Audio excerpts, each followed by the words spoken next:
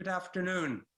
I'm Jim Libby, Chairman of the Board of Directors of the Association of Food Industries. Welcome to the 2021 AFI Convention. This afternoon, our program will cover several aspects of supply chain issues from the perspective of a panel of experts. After the presentation, your questions will be answered by logistics specialists. Tomorrow's speakers will treat a wide-ranging set of topics, from cybersecurity, the U.S. Food and Drug Traceability Rule, and employment law in the post-COVID workplace. I'm confident you will find the program engaging and informative. Thanks for attending. Hello and welcome. My name is Erin Jordan. I'm the Vice President of the Association of Food Industries. I'm so pleased to see such a wonderful turnout today. We have an amazing slate of speakers and experts planned for you over the next 2 days. The program was included in your Zoom link sent in an email this morning. You could probably see a list of speakers, each of whom will offer a presentation and then have agreed to stay, answer your questions in person. If you want to ask a question, please put it in the chat room, or you can look to raise your hand and we could call on you personally. We will try to get to all the questions that were sent in ahead of time also. This event enjoys the support of many industry leaders. The symposium today, the Importers Logistics Symposium, was sponsored by Philiport, and we want to thank them for their generous support. Also, our sponsors include the Gellert Global Group, H&M International Transportation, Markham, Flavors and Fragrance Specialties, and Jackson Lewis. We would also like to thank speaker sponsors, Always Forwarding, Coughlin Insurance Services, Romark Logistics, Sandler, Travis and Rosenberg, Connell Foley, Bronner International, and Dewberry. We certainly appreciate all of that support. You'll notice that when we post the sponsor logos, we've included a QR code next to it. That's to make it easier for you to directly get to their website and get their contact information by scanning it with your phone. So lastly, in the spirit of AFI's global footprint, we've invited 6 international colleagues to participate. Their videos will be included during the, sprinkled in during the 2 days. So to kick things off, let me introduce our first speaker. Anne Strauss-Weeder joins us from the North Jersey Transportation Planning Authority, where she serves as the Director of Fleet Planning. Strauss-Weeder is a nationally respected senior executive and expert with over 40 years of public and private sector experience in supply chains, industrial and economic development, resilience, and freight movement. She's authored numerous assessments of emerging supply chain and resilience trends and issues, and is often at ports, in industrial space, and at other freight operations. She's developed and teaches a graduate course on freight and public policy at Rutgers University. She has a BA and MA in regional science from the University of Pennsylvania, and was a Leadership New Jersey 2010 Fellow. Her presentation is going to be shown right now, and she joins us live to answer your questions immediately following. Again, if you'd like to ask a question, please do so by putting it in the chat room. Thank you and welcome, Ms. Strauss-Weeder. Welcome and greetings from New Jersey.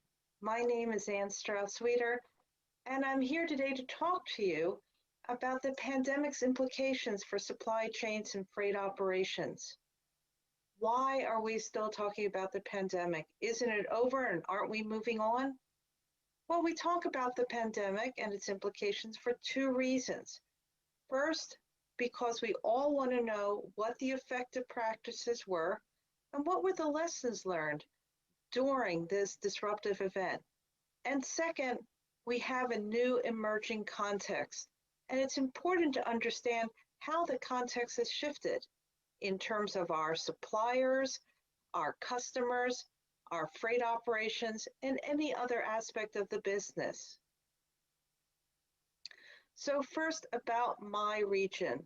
I'm from the North Jersey Transportation Planning Authority, which is a metropolitan planning organization responsible for the movement of federal funds to the 13 counties in northern and central New Jersey, over $2 billion a year in federal funds.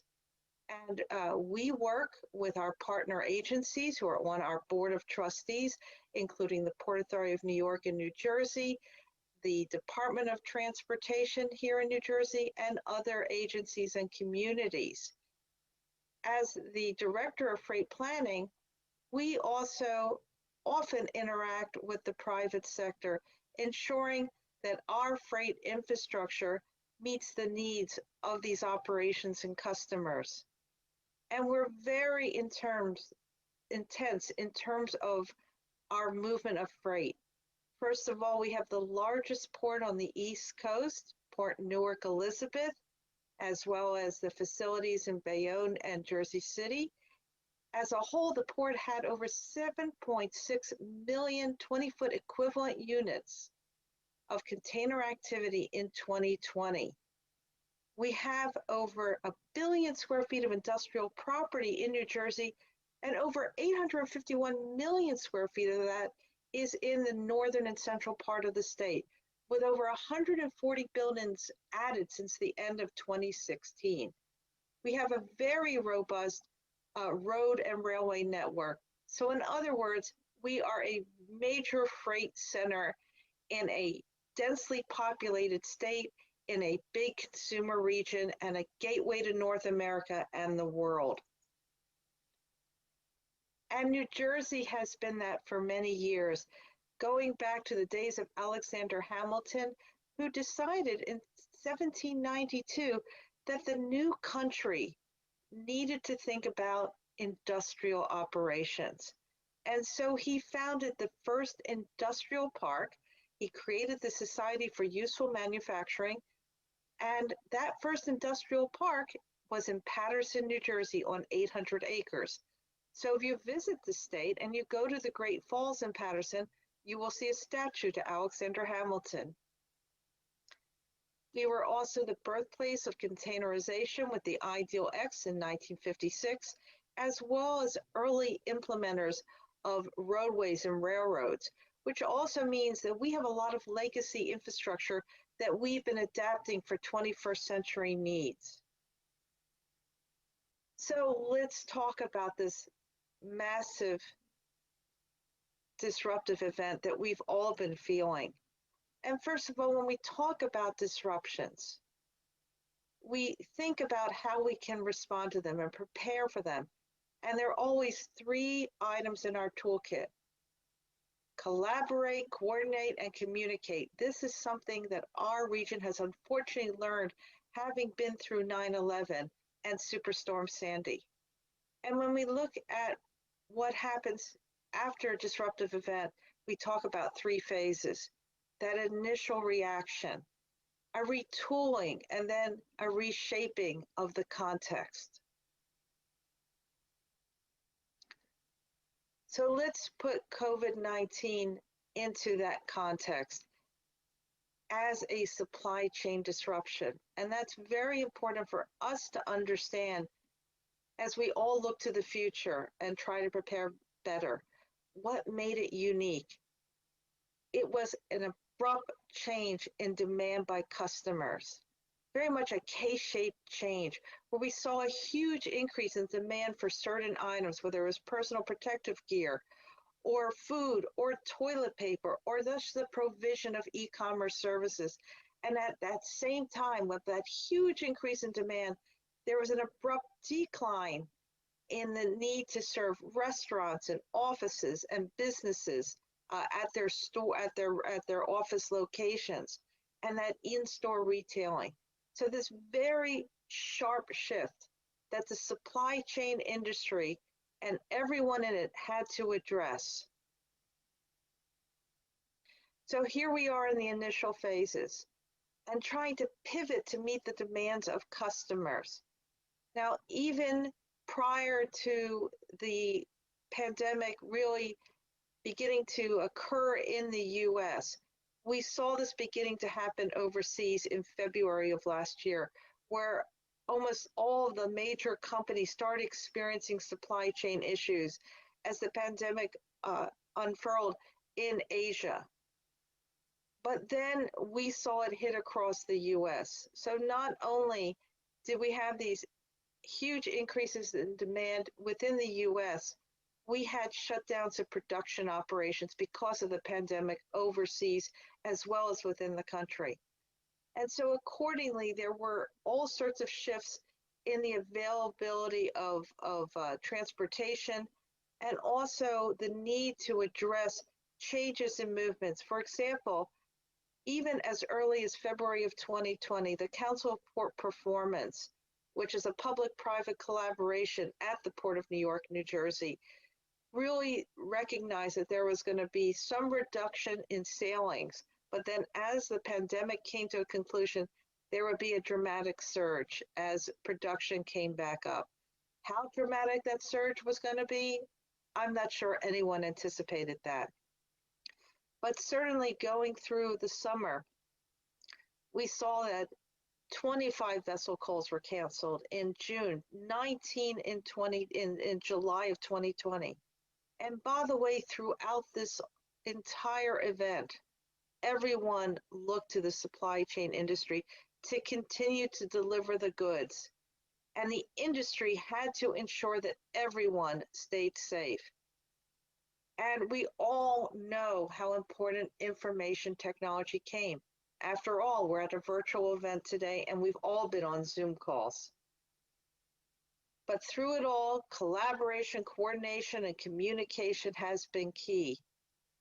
We knew from previous events that we had to activate or form collaborations to keep communities safe, to ensure not only business continuity, but community continuity, and immediately address any issues that arose to ensure that continuity took place. I served on two, not only the Council on Port Performance, which was formed after Superstorm Sandy, but also on a group that was organized in New Jersey to look at the food supply chain and address all the issues. And let's talk about the kind of issues in the food industry, because it wasn't just getting food to supermarkets or people's homes. It was also considering individuals who were in food recipient programs and all the requirements of those programs, including, did they have to appear in person? Could there be an alternative? If the program specified a quantity of good, could something else be substituted? And how about what time of month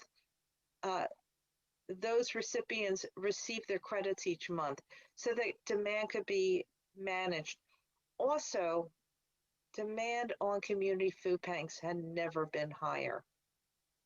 And meanwhile, their typical donors were dealing with shortages of their own. So everyone working together, both in the supply chain, in all these programs, seeing what could be done and helping pivot demand.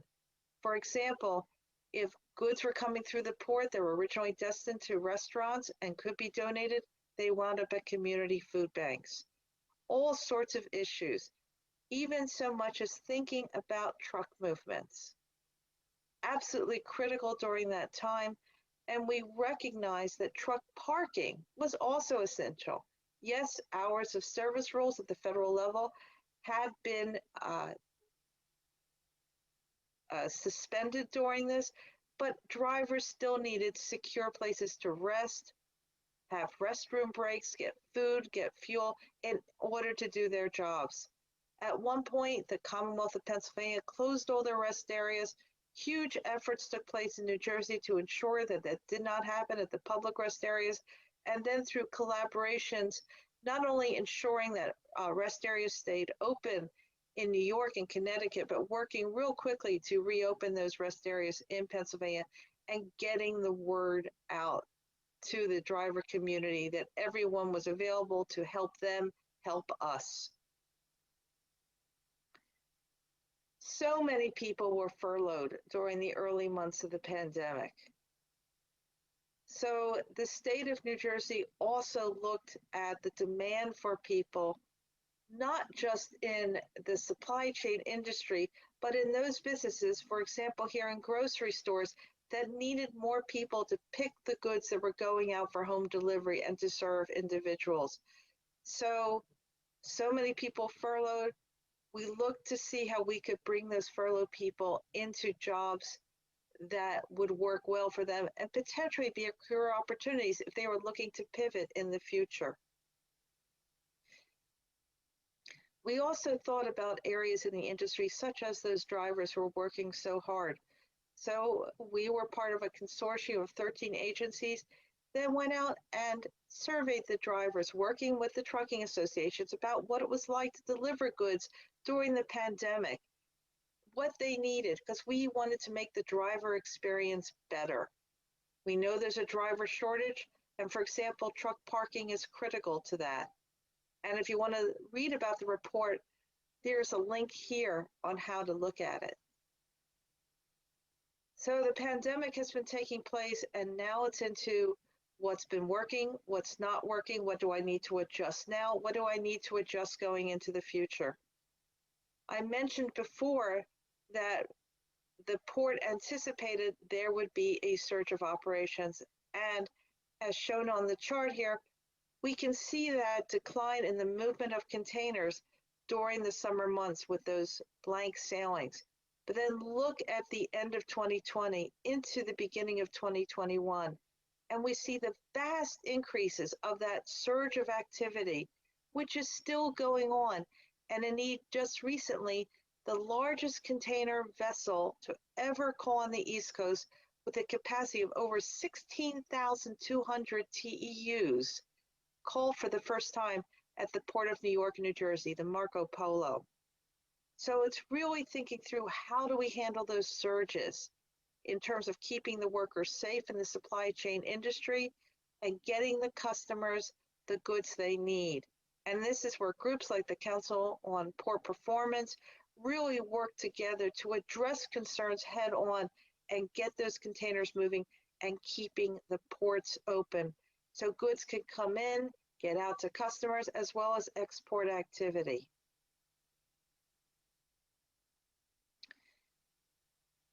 So then we look at the context shifters.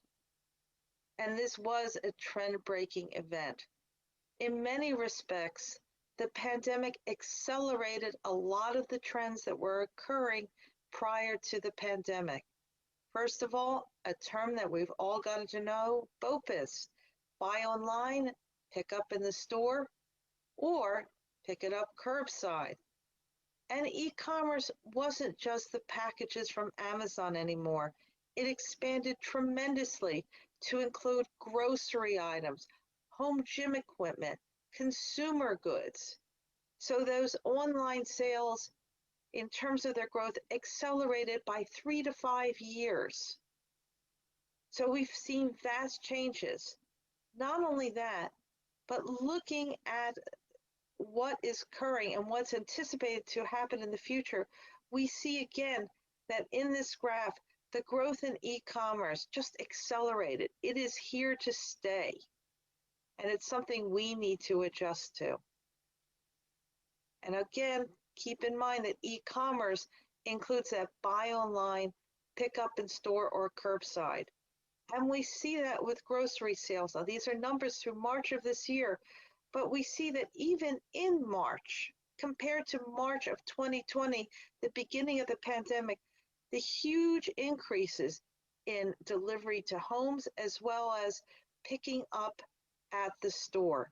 Now, this has tremendous implications for how supermarkets are organized because they really were never designed to have store employees going and picking the orders that then go out by car or delivery vehicle, or that someone comes and picks it up curbside. So there's some big adjustments that have to take place. And indeed, we're seeing organizations like Target talking about how the vast majority of their e-commerce is now being picked up at their stores. And so we're seeing a reimagining of stores potentially occurring in the future that are hybrids that may include micro warehouse operations in the back to facilitate those kind of pickup on demand situations, the BOPIS that is here to stay. We also recognize that there is a greater shift to increasing domestic production capabilities. So here's an example. Even at the very beginning, looking at an eventual vaccine, it became clear that the United States didn't have a sufficient capability to manufacture all it needed within the US, not just in terms of the vaccine, but in terms of needles and syringes and vials. So not only did the federal government reserve capacity for vaccines, it started looking at increasing domestic production for these critical items, not just because of the pandemic, because you always think forward to the next potential event. So not only were the investments being made for the immediate need, but they were also being made to increase the capacity in innovative facilities. So for example, in terms of glass vials, money going to Corning to create a new kind of laminated glass vial that was less subject to breakage. And similarly to another organization that laminated different layers of plastic and glass, again, to reduce breakage in transport.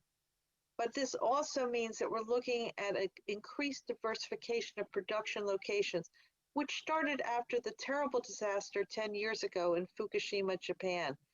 But it means that we are going to be seeing more production activities distributed throughout the US and often nearer those big consumer areas like New Jersey. And that can very much include the food industry, which has always been a vibrant part of the state's economy. So thinking about those context changers and what was learned during that retooling, it's really the ability to pivot. If we're ever faced with a K-shaped change in demand again, how can we pivot that production? How can we adjust imports, exports, production to meet the changing needs and the differential between different kinds of customers in the best way possible? How can we communicate with them? We've seen major disruptions in international supply chains, most recently with the Suez Canal incident. So we are seeing the need for more inventory on hand. And by the way, that also means that we need a lot more cold storage space in our region than we have before, not just for food, but for other pharmaceutical products and items that need that temperature control. We all know the importance of information technology, but even more so now to help us look at those pivots in demand and adjust our production and our supply and our communication with suppliers and customers and transportation providers as needed. We also recognize that we have workforce shortages in transportation, logistics, and distribution, and for that matter, production, that were occurring before the pandemic, but they've become even more so. And we know that part of the way of dealing with the shortage of workers, as well as the need for increased social distancing, is the increased deployment of automation technologies. So for our region, and for that matter, many other areas, we are going to be looking at new production operations. We recognize that we are a big consuming area. We have competitive strengths in food production, in pharmaceutical production, and other areas, and we anticipate that this is coming back. We're looking at the pivoting between brick and mortar stores and e-commerce and the need for industrial space for distribution and production and other activities. We know that we need to address the workforce needs and the accessibility for that workforce between where they live and these new locations of accessibility. We all recognize that we have to use every kind of freight mode available as appropriate for the commodities being moved. So that means looking at maritime, looking at air cargo, looking at the rail, looking at the roads, and optimizing the entire multimodal freight system so that when we have those pivots, everything can be addressed. And we recognize it's not just a transportation, logistics, or distribution, or an importer or an exporter role with information automation technology. It goes to the creators of this technology, the utilities that have to provide the power and the bandwidth for them, and really working together to bring the system into the 21st century as our needs are changing. A lot of what I've talked about today is in a report that we've published, and this is where you can load it. With that, I thank you very much, and I'm here to answer your questions.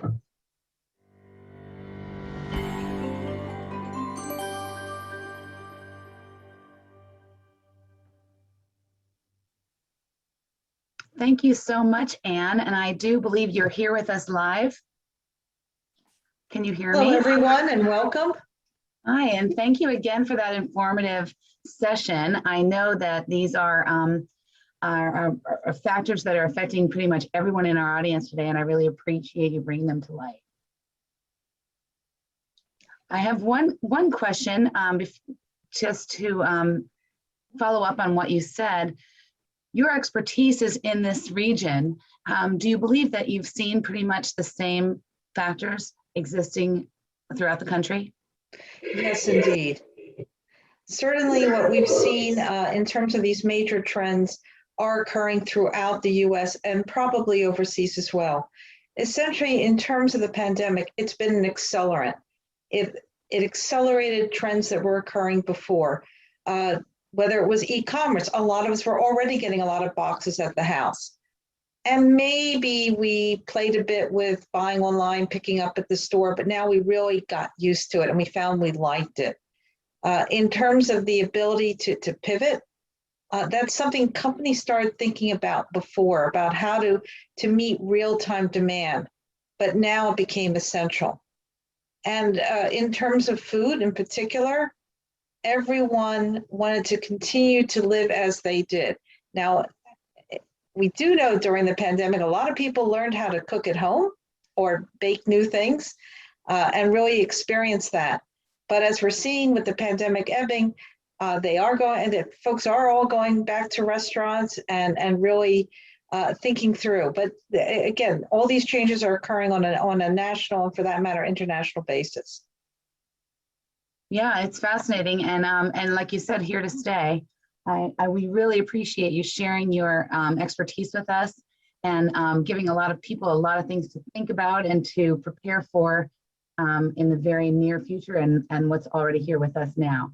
Unless I see any more questions in the chat room, I think give you another second if anybody has a question to raise their hand or wants to ask Anne a question. If not, contact information. I'm sorry. Go ahead, Bob. All right. And this is Bob Bauer, president of AFI, so I'll echo Erin's thanks to you for joining us today.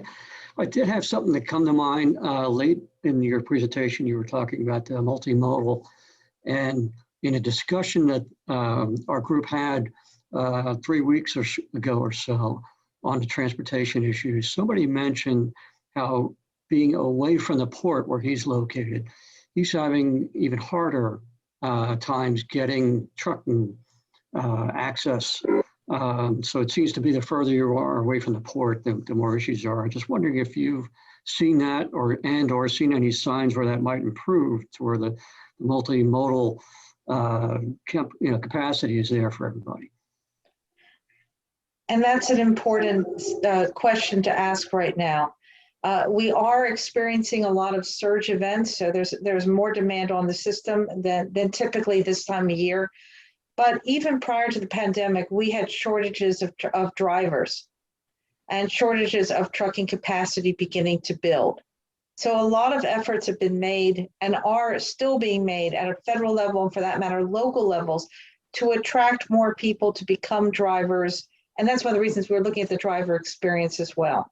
So I don't have an answer for you short term on what to do about capacity, other than there are efforts underway, and there are a lot of startups involved with this, looking at optimizing capacity so there's no bobtail or tractor that's moving without cargo behind it, to attract new drivers in, to load share and really work it through.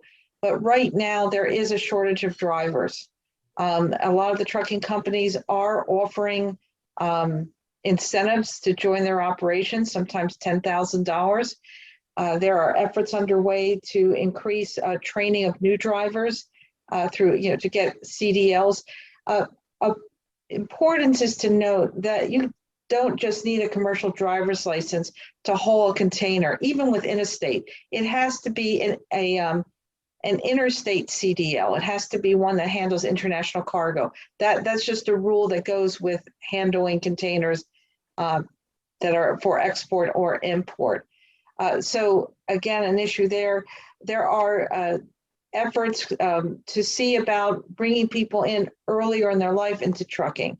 The Federal Motor Carrier Safety Administration has been piloting an under 21 drivers program for military drivers that have proven themselves in service so that they can start and get their interstate CDL sooner rather than later.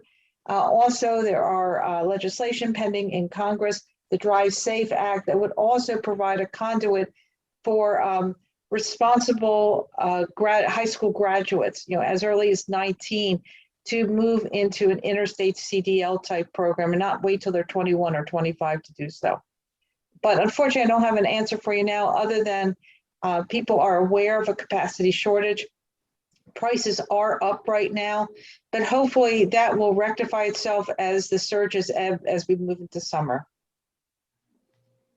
Thank you. And there's one last one put in the chat room, sent in to us, in fact. The question is, if the pivot is to increase domestic production, why the international freight increase so drastically? We've got two situations going on. First of all, in terms of overseas movements to the US, there were a lot of production operations that went offline with the pandemic or could not produce the same quantities as before because of workforce shortages. People were home or they had to socially distance. So we really saw that, think about what's going on right now with the chip shortage for cars. And just even things here in the US, lumber has gone up 400% in price right now.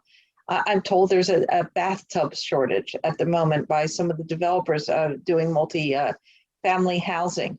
But there was all this pent-up demand, and that's what's moving through right now, really trying to catch up with that consumer demand at the moment. Now, in terms of domestic production increases, and in fact, there's something coming out either today or tomorrow from the U.S. Department of Commerce in response to President Biden's executive order, looking at key supply chains and seeing where, from a strategic perspective, we really have to increase domestic capability, not just in terms of production, but distribution within the U.S. So that we have two things happening at once. One is that pent-up demand being filled. There was a shortage of desks. People couldn't get desks or desk chairs. All that's happening. But also thinking into the future, and especially after what happened in Fukushima, where, for example, there was only one factory in the world that made a particular element for metallic paint in cars and trucks. And it went offline with the terrible disaster there, and it stopped production. So now there are two plants that handle it, one in Europe, one in Asia. But that's what we're seeing here. So it's a situation where if a region goes offline, if a source goes offline, there are other sources available. So again, something to consider going forward in terms of your sources and your customers and that ability to pivot.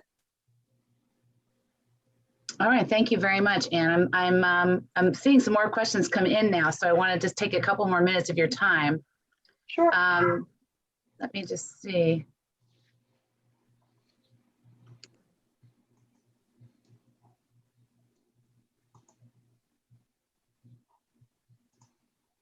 First question, another question here is there sufficient support at the state and federal level to support the needed changes?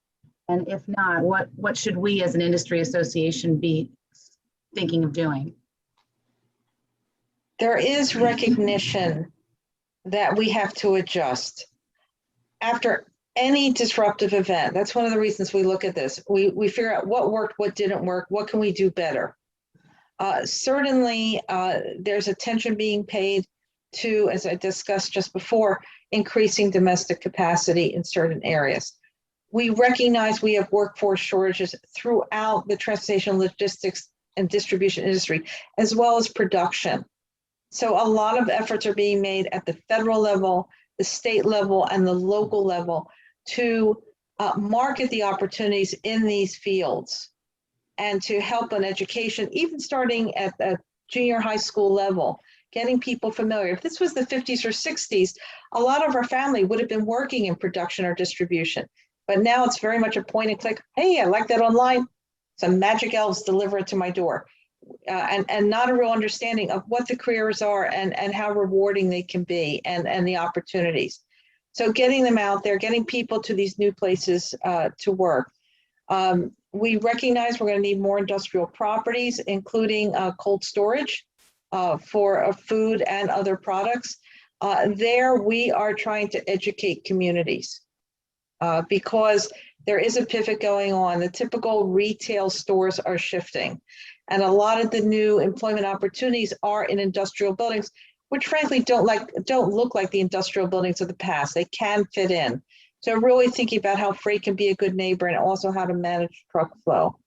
But as always, there's a need to educate, to answer questions. The people who have to make these decisions, the elected officials and communities, they need to understand what it means to them and how you're a partner, not just in business continuity, but in community continuity as well. Very good. I see another question here from Don. I think Ed unmuted you if you want to ask it yourself. Otherwise, I will ask. Sure. Hi, Ann. How are you? Very good today. So I'm not sure if it should be directed at you, but my question is about picking up containers at the piers. I seem to have enough truckers and drivers. They can't get enough containers off the pier. They're lucky if they get one container off the pier each day, instead of getting, in the past, they were getting multiple containers off the pier each day.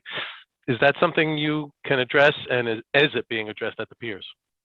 Well, I'm going to address it a little bit, but I know that both Jean and Sam are going to be talking with you later today, and so they can address that more directly. Jean from the Port of LA and Sam Ruda from the Port of New York and New Jersey. Okay. So yes, there is a driver shortage. There's a chassis shortage. There's sometimes an empty container situation, how to deal with that. And a lot of that is the fact that we are going through a surge situation of unprecedented portions. So it's everyone trying to work that through right now. What I will tell you is the situation, and Sam can certainly address it far more thoroughly at the Port of New York and New Jersey, appears to be improving rapidly in that regard. And again, we have something called the Council on Port Performance, and there are conversations that are going on that do involve the carriers, the terminal operators, and everyone else. The other item, and this is going on not just at our port, but at other ports, is appointment systems. So really trying to make it much easier for truckers to go in and out. But keep in mind, it's not just those appointments at the port, but it's also where they're dropping off or picking up outside the port. And a lot of the distribution operations have had to change their operations because of really keeping social distancing, can't get enough labor. It's taking a lot longer to load up a trailer or unload a container. So there's a lot going on in that regard. So again, it is a situation. It does appear to be improving, particularly as we come off the surge, but also know that a lot of people from a lot of different elements in the supply chain community have been trying to address this head on and improve the situation. Okay, thank you. Well, very, very good. Thank you so much, Ann, for taking those questions and for sharing your expertise with us. We really appreciate having you here today. And I know that there will probably be more questions for you, probably asked directly, which is why we put your contact information there. Thank you once again. Thank you so much.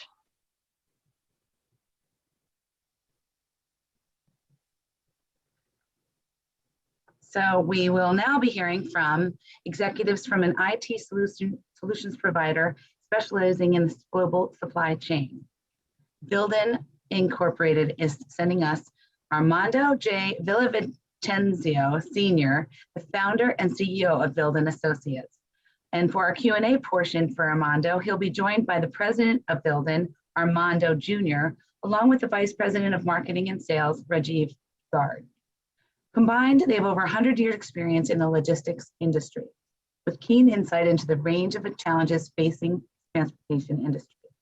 I'm very happy to introduce Armando J. Villavicenzio, Sr. Hello and good afternoon. My name is Armando Villavicenzio, and I'm the founder and CEO of Vildan Associates. Thank you for having us at this special, very special conference. We're here today to speak to you about the importance of supply chain connectivity and how through process improvement and technology, your operation can overcome most of your supply chain challenges. We will cover some of the supply chain challenges you are having today and explore some actions you can take to help you cope. But our suggestions are not meant for just the short term and should be employed on an ongoing basis. Some of the transportation challenges you're having today stem from increased regulations. Implementing government regulations can be daunting and expensive, but it is essential that importers comply either through internal or external expertise. Cost increases have begun a rapid climb due to equipment and labor shortages, increased fuel costs, and other factors. In supply chain congestion, low turn times by truckers at ports and container depots and warehouses and distribution centers, and congestion at port facilities delay cargo deliveries and increase your costs. And technological challenges. Electronic connectivity along the supply chain was already very important before the pandemic, but that capability has now become even more crucial. We are not talking about text messages, email, faxes, and phone calls about shipping status and milestones, the kind FedEx and UPS send you. No, we're referring to EDI messages and APIs that transmit information in computable, readable form that can be seamlessly processed by recipients into their operating systems without any human intervention.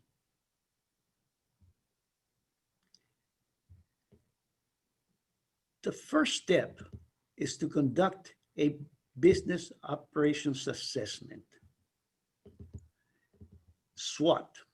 Virtually any process can be implemented and improved, but before that can be accomplished, it is necessary to critically analyze the process from start to finish and identify problems along the chain in functions and operations that can be enhanced or even eliminated. SWOT analysis is a useful technique, right? Something that can be easily implemented and performed by a small internal team. Solutions to problems and or other necessary improvements can be developed in-house or outsourced, depending on the internal availability of necessary skills.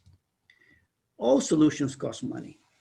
Therefore, each solution must be subjected to a cost-benefit analysis or a return on investment analysis. In the prior slide, we presented SWOT analysis as a methodology for improving your business processes. Assuming that SWOT or some other methodology was used, we are certain that some portions or functions of your supply chain will require modification and improvement. You will also have to decide whether a solution will be developed in-house or outsourced. No company, including the giants of every industry, can perform all of the functions of the supply chain.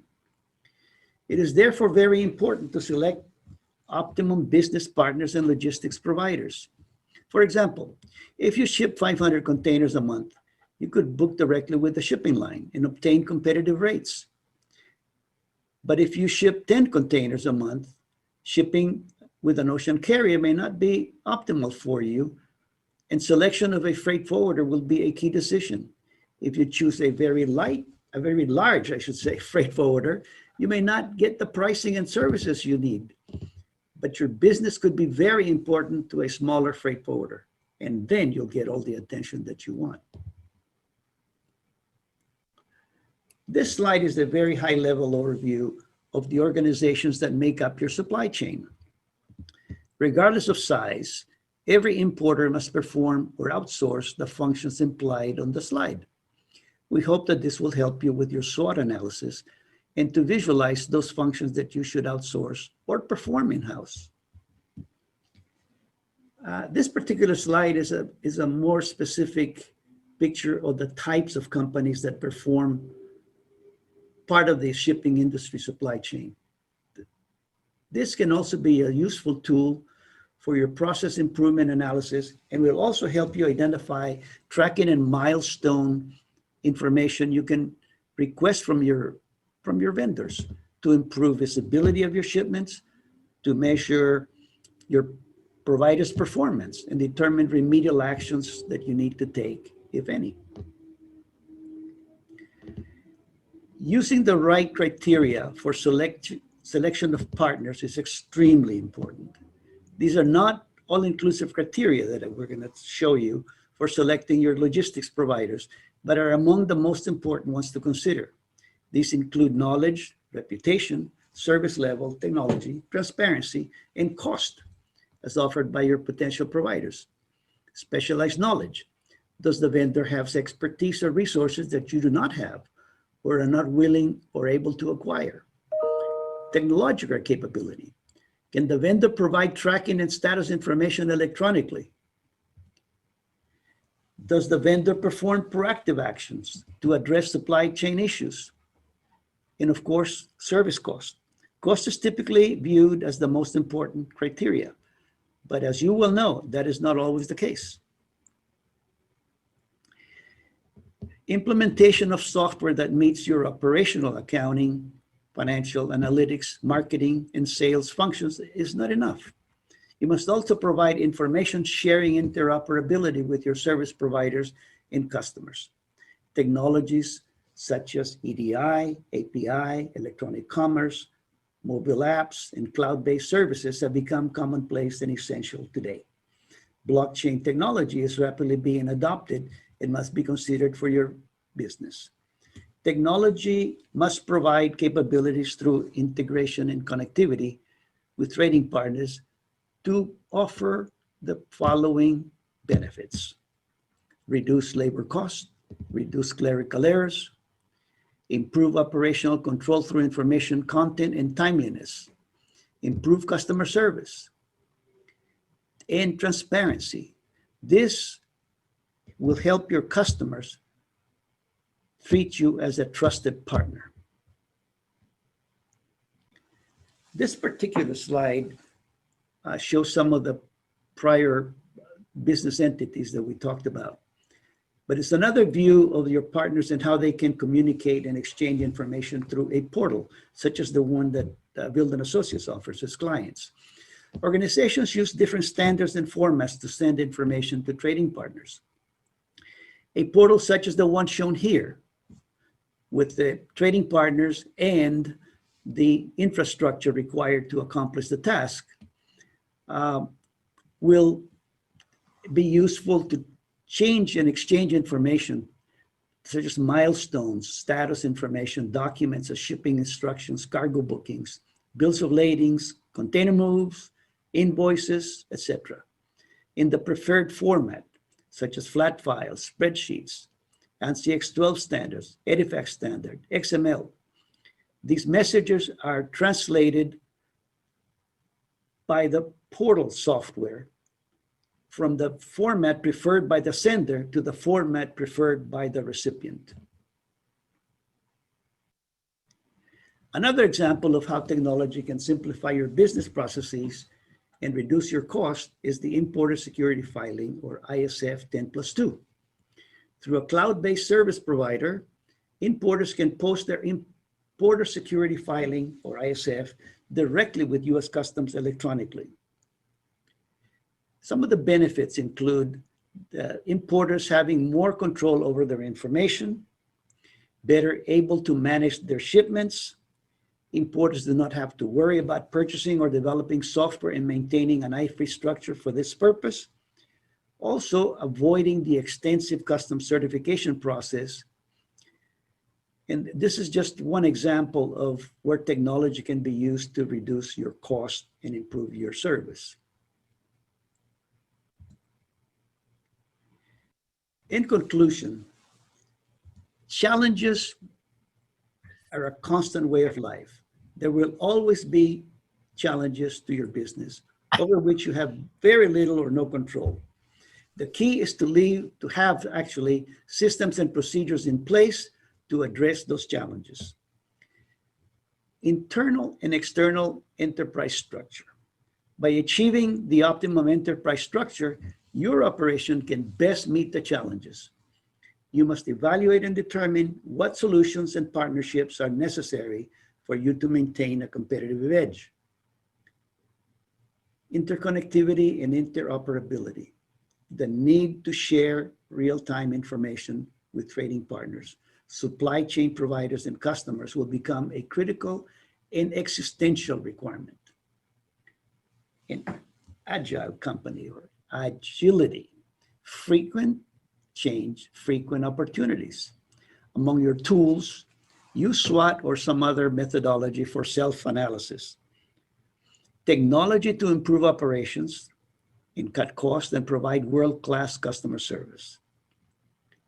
And creativity to develop and generate new opportunities and services. Businesses cannot survive if they remain status quo. We thank you very much for your attention and this opportunity to share our views with you. And there will be a question and answer period in a few minutes. Thank you.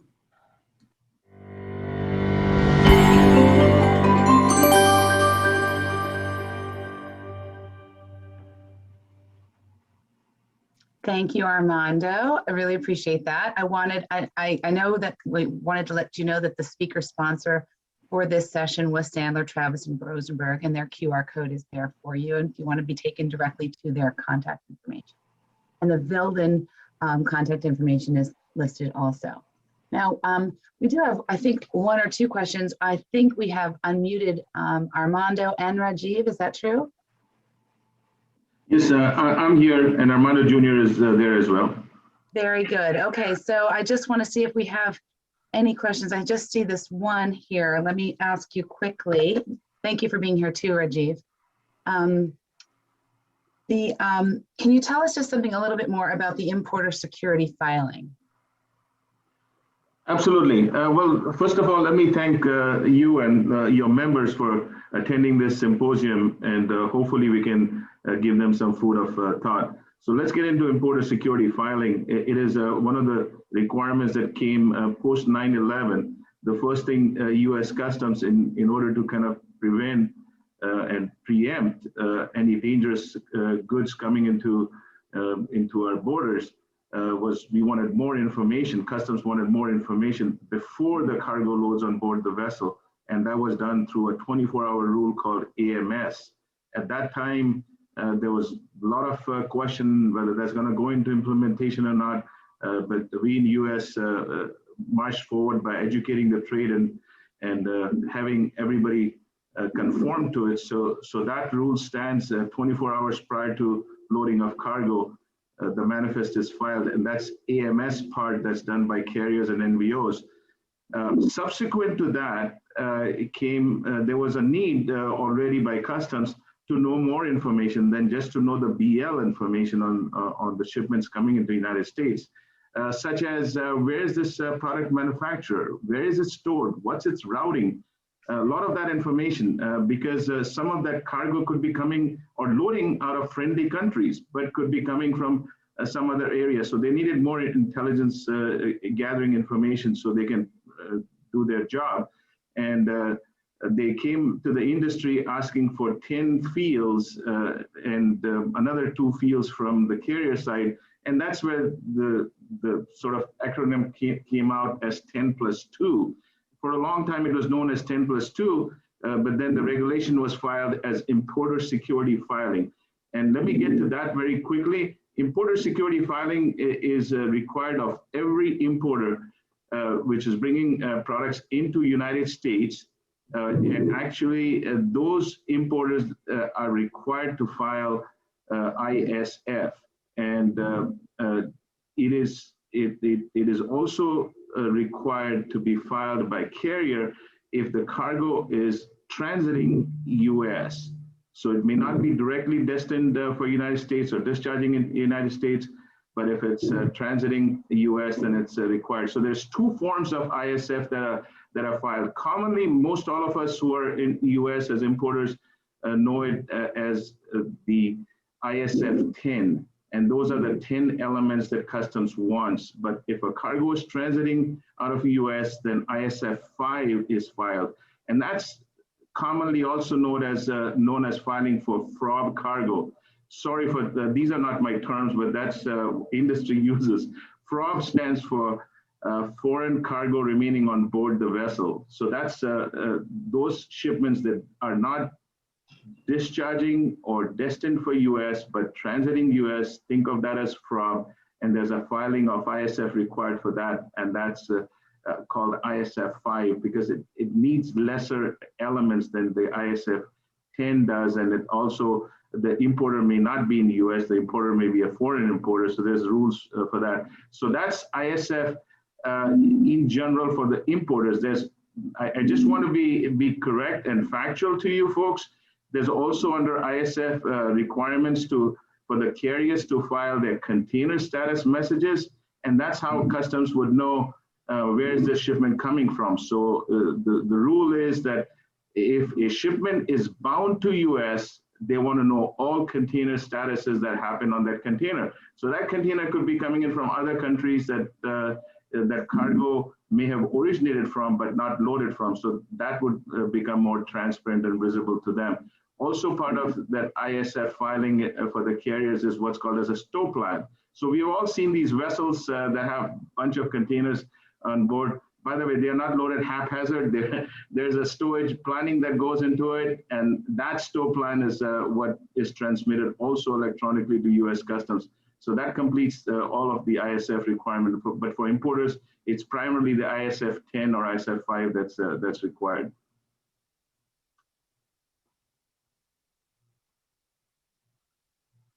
So, and that's in short the ISF, and it can be filed by any importer.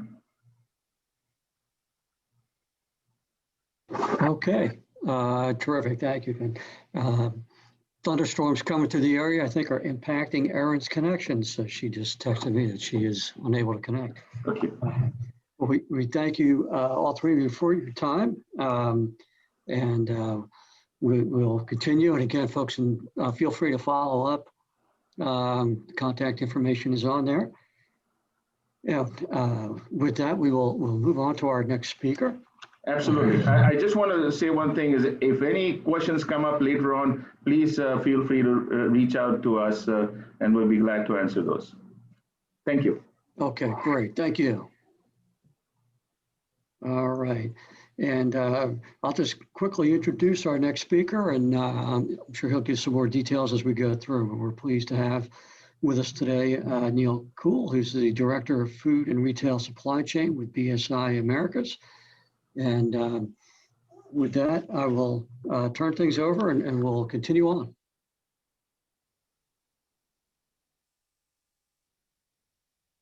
Hi, everyone, and thanks very much to the AFI for the opportunity to be here today and introduce our Supply Chain Essentials program. We're really going to talk about the program and how it supports importers in tackling some of the key supply chain challenges that we've seen emerge over the last few years. Really, it's to help organizations identify the presence of risk at a supplier's site and then working proactively to support those suppliers in mitigating those risks moving forward. So again, thank you very much to the AFI for the opportunity to be here today. My name's Neil Kuhl. I'm the Director for BSI America's Food and Retail Supply Chain, and we'll introduce BSI, for those that may not have heard of us before, a little bit about our background and the purposes that we stand for.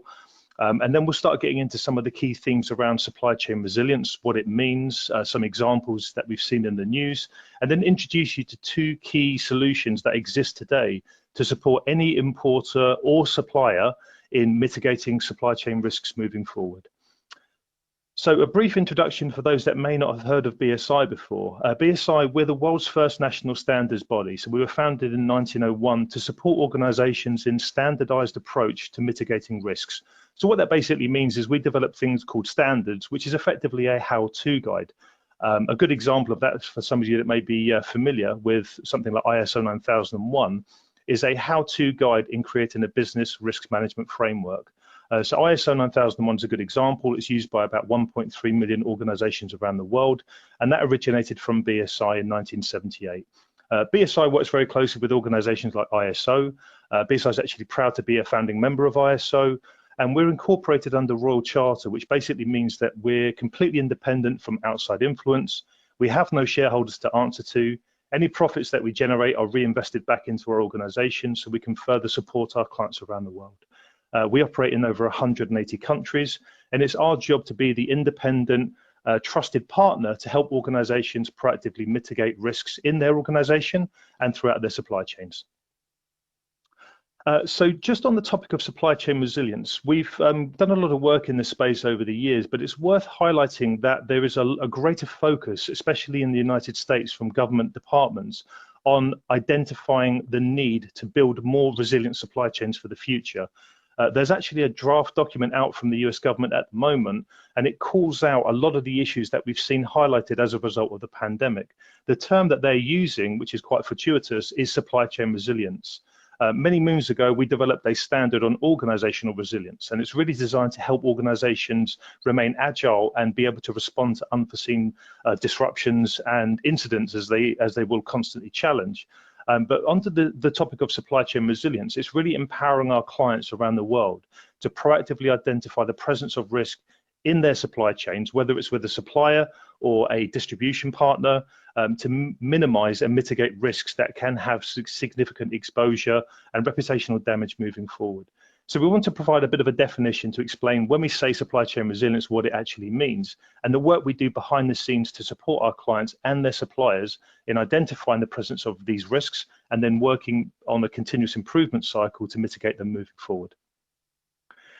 So we're aware that there are some quite important and global critical risks hitting the headlines on a daily basis that impact supply chains. There's been a lot of incidents in the US media over the past few weeks around organizations in certain parts of the world having the presence of forced or debt bonded labor to produce certain products that are being blocked at the US border. There's quality related issues, fraudulent products, workplace condition issues, environmental stewardship concerns.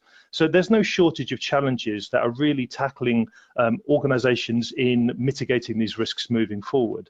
Our role is simply to work with you and your supply chain to identify the presence of the risks, and these are just a few examples, and then use those best practice frameworks that exist today. They're called standards, but effectively it's a how-to guide on mitigating those risks on an ongoing basis.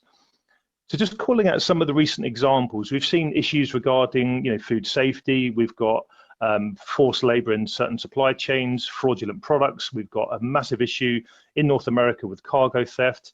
Over 45% of all products stolen last year in North America impacted the food and retail industry, so that's quite significant.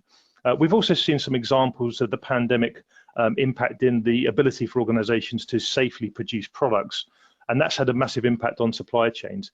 And then over the last couple of weeks, you've seen several examples of organizations that have been disrupted through cybersecurity breaches and information resilience related risks. So again, there's no shortage of issues that we've seen impacting the food and retail sector from a supply chain perspective. And then what we want to do is kind of like shine the light on the future. I mean, are we going to continue responding to these types of risks, or is this now the time where organizations can really partner up and shape a more resilient supply chain for the future? So looking at an example of a supply chain disruption and looking at you as an importer, you are an integral part of any organization's supply chain, all interconnected, all dependent on each other.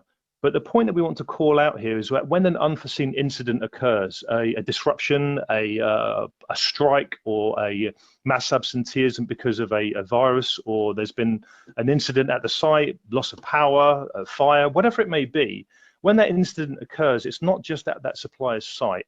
That supplier may be critical to your organization and ultimately to maintaining your customers' requirements. So it's being able to proactively identify which of your suppliers are critical to your organization and your end customers, and how we can work with you and your suppliers moving forward to build more resilient practices into the supply chain. So this is just one example of a disruption that's occurred where a site has gone offline and it's taken, in some cases, weeks, if not months, for the end customer, whether that's a manufacturer or a retailer, to know that that incident has actually occurred. Not having continuity measures in place can cause significant disruptions for organizations moving forward. And it's really our role to be your solutions partner and that of your suppliers to build in better and resilient best practices to make sure that if these incidents do occur, we're able to shorten the time of disruption and improve best practice frameworks moving forward. So building in more continuity measures, so you've always got a plan B, a plan C, and you can keep things moving as they need to. Another reason to look at this is there's a greater focus from industry stakeholders on organizations' ability to meet the ongoing need for best practices. So whether that's your commitments to achieving whatever objectives you've defined under the United Nations Sustainable Development Goals, whether that's being able to report back to your stakeholders through your ESG reporting, or whether it's to attract industry investors to show that you're a good corporate citizen, able to tell your supply chain story, not just within your organization, but throughout your supply chain, that you can show them that you're a trusted and credible business to invest in moving forward. So these are some of the key themes that we're seeing at the moment. You'll see them every day in the media, no shortage of opportunities for organizations to highlight these. And again, it's our role in the background as your solutions partner to help you demonstrate through objective, trusted and independently verified evidence that you're doing the right thing and your suppliers are moving the needle in the right direction. So what we start with is your organization. So your sites, your facilities, your own business. From there, we extend that out to look at your supply chain. And we'll talk more about how we do that under our supply chain program. But it's really about creating an ecosystem where you can show any interested stakeholder your business, that of your supply chain, that you are proactively working on a continuous improvement cycle to mitigate risks as they occur moving forward.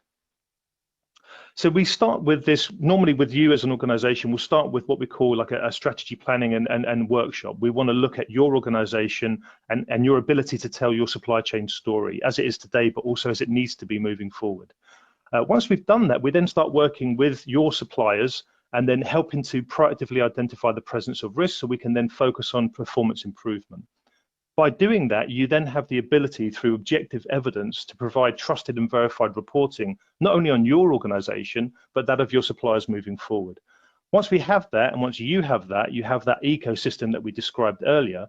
And then from point 6 onwards, we're simply focusing on continuous improvement. So it's about identifying the presence of risk, whatever that risk may be, and then helping those organizations move that needle in the right direction to mitigate those risks moving forward and improve performance. By doing that, you're building a more resilient supply chain for the future. You'll be getting ahead of regulatory landscape and changes that we know are coming, and really helping your organization tell your supply chain story. So when we say supply chain story, it's always good to provide some level of context to that. So we would always start with one simple question: is how many suppliers do you currently have? Every time we work with an organization, we get a number back, and that number is normally quite large. The second question is how many of your suppliers are direct versus indirect, where an indirect supplier is an invoicing entity, such as an agent, trader, stockist, or a broker.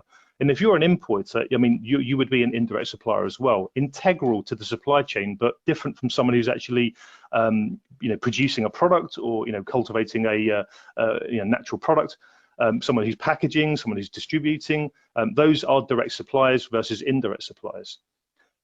What percentage of your supply chain do you actively verify the living profiles of? So that's actually eyes on site, feet on the ground, going to those sites to make sure they are who they say they are, where they say they are, and they're doing what they say they need to do. Also identifying what percentage of your suppliers are critical to your organization. So this is about your ability to meet your customer promise to your end customer, that you can supply those goods, those products, those services in the agreed times that they're signing up to. And if something should impact your current suppliers, do you have those measures in place to ensure that you've got continuity of service? Another key theme that's really worth calling out here is the focus on modern day slavery. This is a key theme that we're seeing occur within the food and retail sector. Unfortunately, there's a very high percentage of forced, debt bonded and child labor occurring throughout the supply chains today. So it's about identifying what percentage of your suppliers today use forced or debt bonded or child labor, and then helping those organizations improve their ethical practices moving forward. Do they present any risks to your brand, your reputation, and your end consumers? And ultimately, did they adhere to your corporate values? So some of the challenges we've seen in the past is when an organization like a retailer has been asked how they manage risk in a supply chain, they would simply say, well, we have a policy statement, or the client has to sign up to our terms and conditions. What we're finding though is those organizations that are comfortable behaving in an unethical manner are typically quite comfortable about providing false information on a policy document or some kind of supplier qualification form, as it were. So what we're talking about here is the ability to work with suppliers to identify the presence of risk, seeing where the red flags are, and then working with those suppliers to mitigate those risks moving forward by being a better corporate citizen, whether that's modern day slavery or environmental stewardship, workplace conditions, gender equality, whatever the risk may be, solutions exist to help those suppliers in building more resilient supply chains for the future. So one of the key themes that we see under a successful supply chain resilience program is the ability to help an organization through sustainable procurement. So what we mean by sustainable procurement is working with suppliers who meet your requirements and your end customer requirements. So we've got a lot of solutions that exist today, and one of the ones we wanted to call out to you as importers, of goods into the US, it's important that you understand that solutions exist from a sustainable procurement perspective. So ISO 20400 is a guidance document. It's not designed to be passed or failed. It's designed to provide best practice guidance and a structure to help organizations embed sustainable procurement practices. And it really helps demonstrate to external parties through objective evidence that you are meeting the requirements of sustainable procurement best practice and helping both your organization and that of your supply chain move those needles in the right direction. And again, it's about setting you up for success for the future. We do see regulatory landscape changing to embed these requirements moving forward.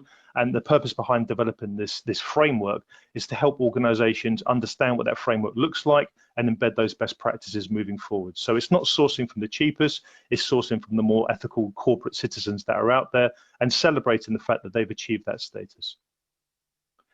Another challenge that we've seen presented in the past is how would an organization go about identifying the presence of risk? How would they go about knowing what suppliers are performing well or not against some of these critical areas? So these 15 areas of risk here have been defined by procurement professionals from around the world across a variety of industry sectors to say if there were 15 items that you needed to see to identify a good supplier, not just on someone who can provide the product, but someone who's not going to present a risk to your brand or your reputation or your end consumers, what would they be?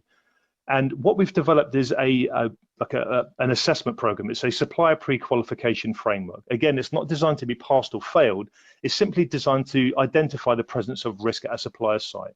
So typically we see an organization would have an organizational profile, they'll have financial records, they'll have some form of business governance in place, and they typically focus on product quality. That's quite common and to be expected. When you start getting into some of the more brand damaging issues around workplace conditions, modern day slavery, environmental stewardship, and so on, that's typically where we see the red flags come up. The ambers as well are areas for, where there's something going on, but it's not quite where it needs to be. And the work we're doing here is simply coming back to you to say we've been to that supplier, wherever they are in the world, we've gone through an assessment program, which normally takes around 2 days, and we've been able to assess the presence of risk at the supplier site and make you aware of those risks so you can make better informed decisions. And what we want to do with that supplier as well is give them the ability to promote their brand, their credentials, anything they have in place to help amplify and promote their message to new suppliers and new customers moving forward. So we have a verified profile which they will be given. So your suppliers get a benefit out of this as well. They'll have a QR code which captures all of their information as it currently is, and they can improve that annually as they move forward. So they can use that to work with new suppliers. And the QR code you'll see on the screen here is a real example of one of our clients. They're in the leather goods industry. Unfortunately, there's a lot of fraudulent issues in there, a lot of challenges with supply chain quality. So this organization uses this profile to go out and attract new clients, demonstrate their brand and credentials, and show that they're trusted through an independently validated and verified assessment program. So there is a benefit in this program to your suppliers. To you, we actually provide you with a detailed report showing you the presence of risk under which category is present at that particular supplier's site. So you can make better informed decisions moving forward, setting realistic timescales for them to improve those risks over a period of time through a workshop or training or assessment program. So it's all about a focus on continuous improvement. We're also able to assess what generation of risk your supplier is currently operating at. So again, this is about equipping you to make better informed decisions when you're working with your suppliers, and using an organization like BSI to help those organizations you rely on in your supply chain to move from generation 1 to 4 over a sustainable period of time.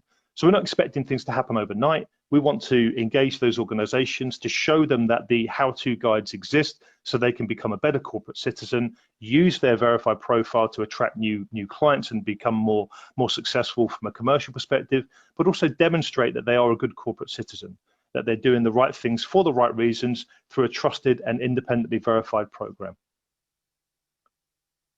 For you as an importer, it's important that you can actually see how your supply chain is performing. So we have solutions available to you, which is effectively a single source of truth for you to manage supply chain performance. So if you have a new supplier, where are they in the world? Is it a high risk region? Is it a high risk product or product category? Are there lots of issues to be aware of? That helps you manage those risks moving forward.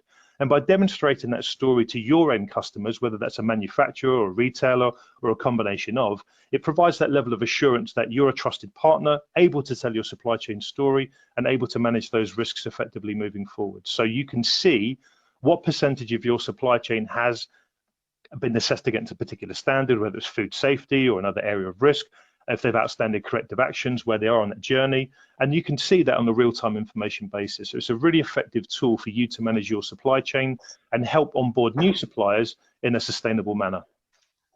It also enables you to get in front of risks as well. Disruptions, as we've highlighted earlier, will always challenge organizations in the food and retail sector, especially critical components of that, such as an importer.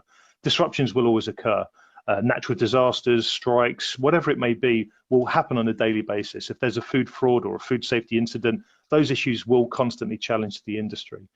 This software here, this program here, is simply a way of horizon scanning and staying in front of those risks. So again, you don't have to respond to risks once they've already occurred. You can get in front of them. You can take steps to protect your brand and the brand of and your customers' brands moving forward. So whether that's, as we say, food safety or food fraud or business continuity, modern day slavery, whatever it may be, supply chain theft or disruptions in that respect, this is again another way to use that data to the advantage of your organization moving forward. And very much specific to food and food ingredients and food safety, we've got a partnership in place with an organization called Ferra, and they have a software called Horizon Scan. Now, this is very much focused on the food industry. So if there's been an outbreak of E. coli or Salmonella, and it's going to impact your supply chain, you'll get daily notifications through Horizon Scan. If you're trying to work with a new supplier, you can check on Horizon Scan to see if there's been any incidents in the past with that supplier there. If there's a country or a region that you're looking to source from, are there incidents or risks that you need to be aware of? Is there a high food fraud issue? Is there chemical contamination? Whatever the risk may be, this is a very, very important tool to help you mitigate those risks moving forward. And it's another way to help you stay in front of risks rather than reacting and responding to them after they've occurred. So once all that's in place, we circle back to the step 5 in the process, which is giving you the ability to demonstrate to your industry stakeholders and to attract new ones as well by demonstrating that you've got your sustainable procurement best practices in place, you're working with your supply chain, you're helping to focus on continuous improvement, and you have this sustainable ecosystem all in place to focus on continuous improvement. So what you can control within your organization, but also what you can positively influence in your supply chain, all in a harmonized best practice framework that's focused on continuous improvement. So it's important to kind of remind ourselves why we're doing all this. This is ultimately to build a more resilient supply chain for you and the industry moving forward using 2 frameworks, 2 how-to guides. One is on sustainable procurement, ISO 20400, and the other one is called PAS 7000. It's free to download. It's simply a supplier pre-qualification standard that you can use with existing suppliers or new suppliers moving forward. So reminding ourselves of step 6 is to focus on continuous improvement, but we can't improve anything without knowing what we want to focus on improving. So we don't want to take a scattergun approach to this by throwing certain standards out and hoping for the best. This is a practical approach to building more resilient supply chains for the future. And it's really equipping you as an importer to help your organization, your end customers, and your suppliers use a standardized approach to supply chain resilience. So it's a 6-step approach. We work with you as a partner to help you with that. And it's really just about equipping you to be able to tell your supply chain story moving forward as you continue to grow, take on new suppliers. It's really setting you up for sustainable best practices moving forward. And just to sort of circle back to some of the key themes we've touched on today. So the verified profile is to give your suppliers the ability to show who they are, where they are, that they're a trusted supplier. If they have certain best practices in place, all of that evidence is captured and distilled into a QR code, which they can put on their product, their letterheads, or use to attract, new customers. You can use that as well to demonstrate to your customers that you've identified who your suppliers are, where they are, and what best practice standards or frameworks they currently have, no matter who the supplier may be. Horizon Scan, as we said, is a great source of information in supply chain, looking at supplier risks. And then you have the Connect portal there looking at horizon scanning issues, so you stay in front of them rather than having to respond to them after the incidents have occurred. So in a nutshell, we have the solutions available to you today to both benefit you, your end customers, and your suppliers moving forward. One of the things that we just wanted to remind everyone of is, yes, we're aware that the pandemic has caused a significant disruption to our industry, but work will continue moving forward. So in 2020, we delivered over 100,000 days of audit or assessment using immersive solutions. So whether we send some wearable technology to a supplier site, or we work down the supply chain, or whether we're doing something looking at sustainable palm oil using drones, whatever it may be, a solution exists. So it's not a case of saying that we can't support, it's simply a case of how we can support. So it's just a showcase to you and to your suppliers that no matter where they are in the world, we will be able to support them either directly on site or using technology to support us moving forward. Again, just circling back to our role, in a nutshell, we're your industry solutions partner. So we're the independent body helping you identify where the risks are, working with your suppliers to mitigate and improve their performance moving forward. So mitigate those risks, improve their risk performance on an ongoing basis, and really to help you, tell your supply chain story and demonstrate that through an objective evidence, trusted and independently validated and verified program.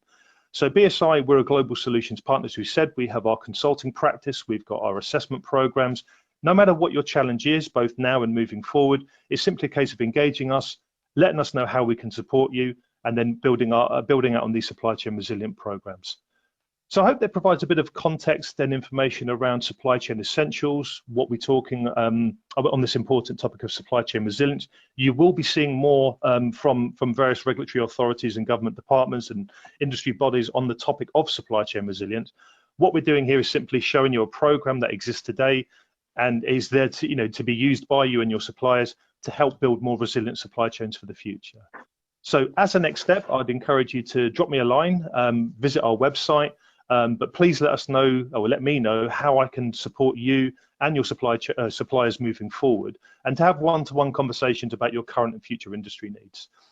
And really to remind us that what you don't see, you don't know. And that's quite common of organizations today. But what you don't know, you can't manage. So we're going to help organizations proactively identify the presence of risk in a supply chain to improve performance moving forward and build more resilient supply chains for the future. So thank you again to the AFI. We've really enjoyed the opportunity of being here today and look forward to your questions and answers. So many thanks. Back to you. Okay.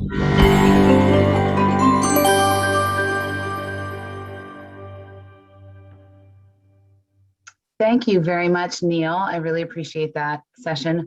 And I'd also like to thank the sponsors for our speaker, Romark Logistics and Bronner International Corporation. We are right on schedule, and I think we might have time for one quick question. Do I see any in the chat room? There's one here. I'll ask you one quick question for you, Neil. If how long does it take to start on a supply chain resilience program? Thanks, Erin. Typically, the way it will start is we'll start off with a pilot program. So we want to work with an organization to identify some of the problematic suppliers or high-risk categories, high-risk countries, and then build the program out from there. So we don't want to go too fast too soon. We want to really understand what are the priority areas of risk for an organization. It might be about provenance, labeling, workplace conditions. It's really for the clients that we work with to tell us what their priorities are. Then we'll build the program based on risk categories. So it might be a regional risk, product risk, however they want to define that. And then our local teams will start working with those suppliers and start the program from there. And then we have a chance to sit down, review the information with our clients, look at the benchmarking data. What have we identified? Where are the trends? How can we work with their suppliers moving forward to improve those performances and then scale it up as needed from there? So a supply chain resilience program doesn't have to be all suppliers. It can be done by country risk, category risk, product risk, whatever the clients really want us to do. It might be around making sure there's no modern day slavery with cocoa supply, or it might be around product authenticity with dried herbs. It's really for the clients to tell us what their priorities are, and then we build the program around their needs. All right, very good. Unless anybody else has another question sent in to me, which I don't see, I will thank you for keeping us exactly on schedule. And thank you again for being here and presenting your session on supply chain. We really appreciate it, Neil. Thank you. Oh, sorry, I've just seen a question from Carlos. Did you want to grab that one, Erin? I don't see it. Oh, I'm sorry. I literally just saw it pop up. It says, hello to all. How secure is to use suppliers with international certification as BRC? Okay, go ahead and answer that question. I don't see it. Go ahead. Oh, I'm sorry, Erin. I just saw it pop up in the chat function. It's a good question from Carlos. Having worked for BRC Global Standards, I know that their standards will focus on food safety or packaging materials or whatever it may be. It's an annual audit. It's a snapshot in time. So it is a good benchmark. It is a good prerequisite to require of a supplier. It's all of the other areas of risk that we're seeing in industry today that it doesn't cover that we can support with through the program. So if they had it, we could capture it on site. If they didn't have it, we could highlight it. But from a food safety perspective, the BRC GS standard is a great standard. And if it's an emerging market, they have a START program, which is more of a pathway, but it doesn't cover anything outside of food safety. So if those other areas of risk are important to you and your end customers, then the program we described today would certainly help. Thanks, Erin. Okay. I'm trying to be a good moderator here, and I do not see another question. And I appreciate you answering that one, and I think it will be popping up. Are there any more that you see in that chat room? No, there's no more. Okay, very good. Thank you very much, Neil. Thanks, Erin. Now, Ed will be posting one of our international colleagues.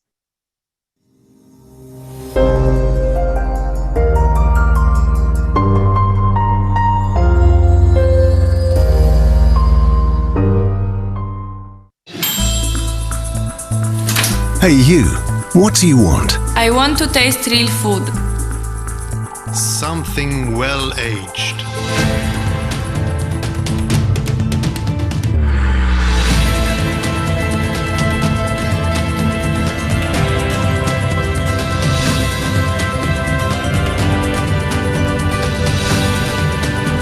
All you want is Greece. My name is George Michailidis and I'm the Greek Trade Commissioner, head of the Greek Trade Office of the Consulate General of Greece in New York. Our office is a Greek state entity and our mission includes, among other things, the promotion of Greek exports to the East Coast of the US.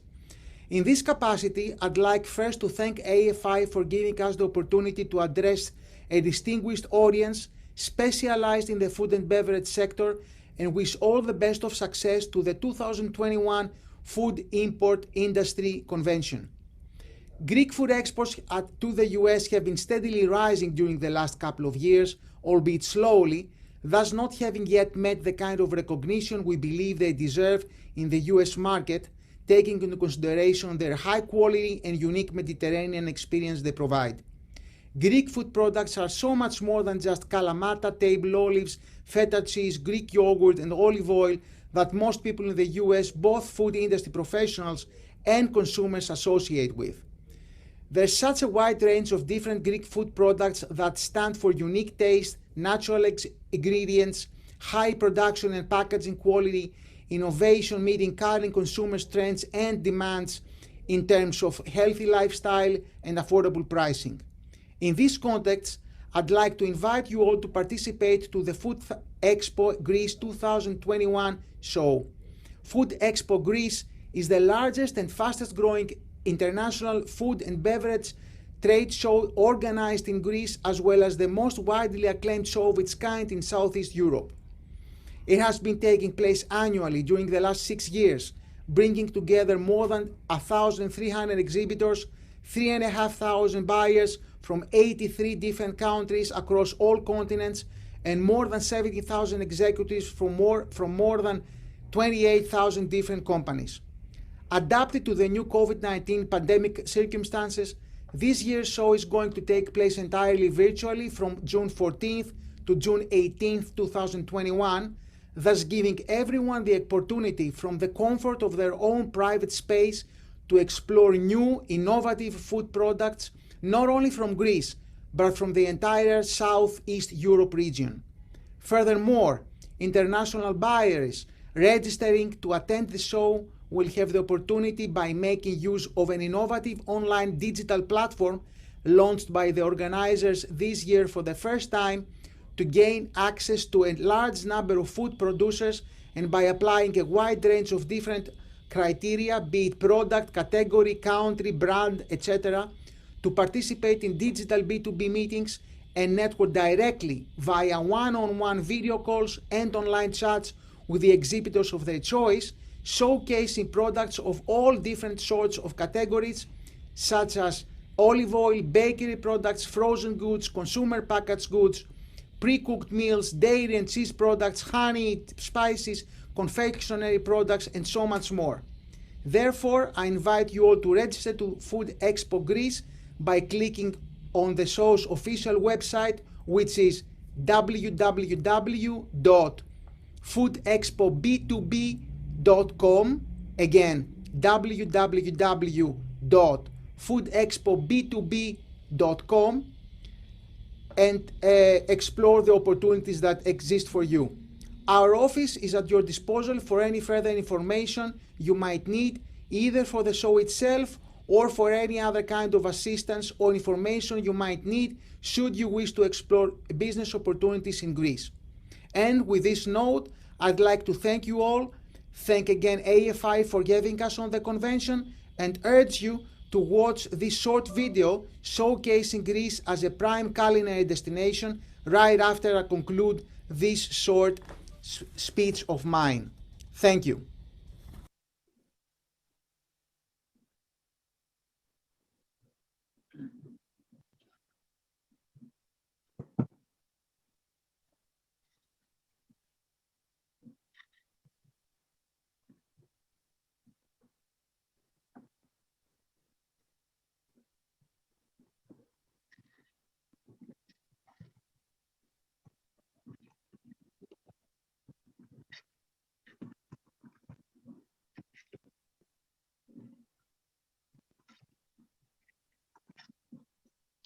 Okay, I'm sorry about that delay there. We will have a break at this time, and it'll be approximately 8 minutes, and we'd like everyone to be back for the report from the ports, which will begin at 2:40.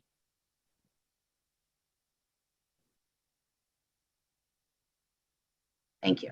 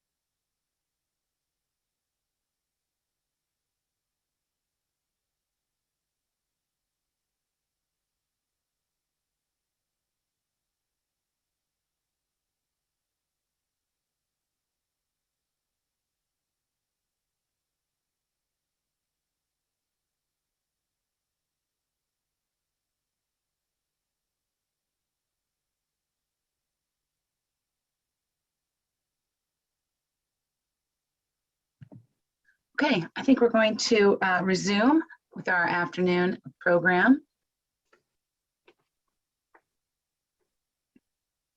Can you hear me?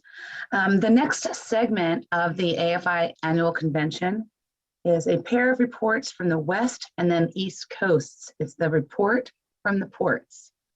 Thank you to this segment's sponsor, which is H&M International Transportation. We will be bringing in two executive directors, one from the Port of Los Angeles, Gene Soroka will speak first, and then we will be joined by Sam Ruda, who's the executive director of the Port Authority of New York and New Jersey. So Dean's presentation first. As the executive director for the Port of Los Angeles, Gene Soroka is the executive director of the Port of Los Angeles. It is the busiest container port in North America. Since its nomination in May of 2014, the Port of Los Angeles has experienced historic record-breaking performances. While serving as executive director, Soroka has been appointed to serve on 4 federal committees to enhance the speed and efficiency of cargo movement and supply chain optimization. He currently serves as chair of the California Association of Port Authorities and on the boards of the American Association of Port Authorities and Alameda Corridor Transportation Authority. Soroka brings more than 33 years of experience in shipping, global logistics, and executive management, and he's here today to share his perspective on the state of the ports in regards to U.S. importers.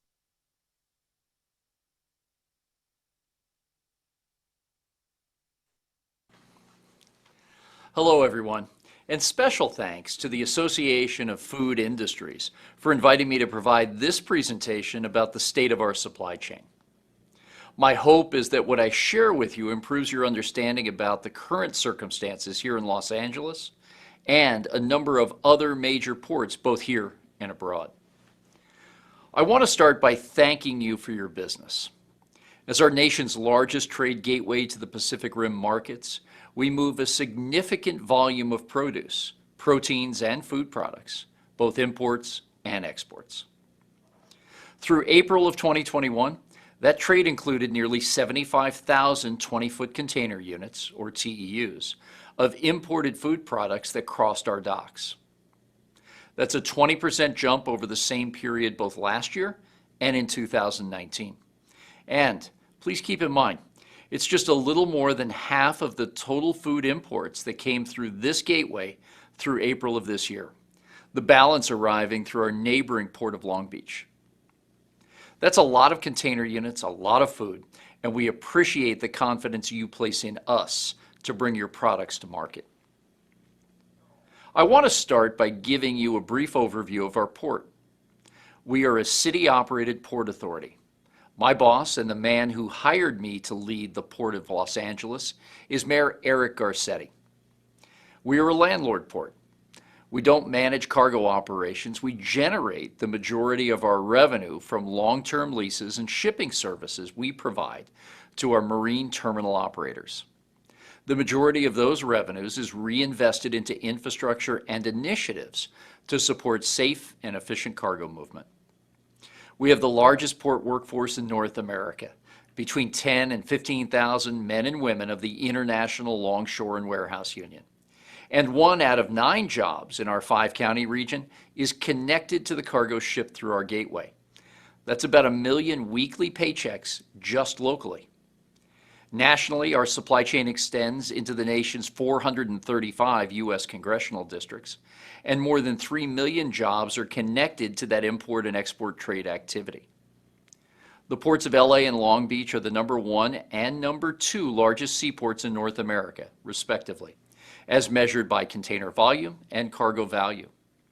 Together, we are the 9th largest port complex in the world and account for roughly 74% of West Coast container trade and 31% of overall U.S. container trade.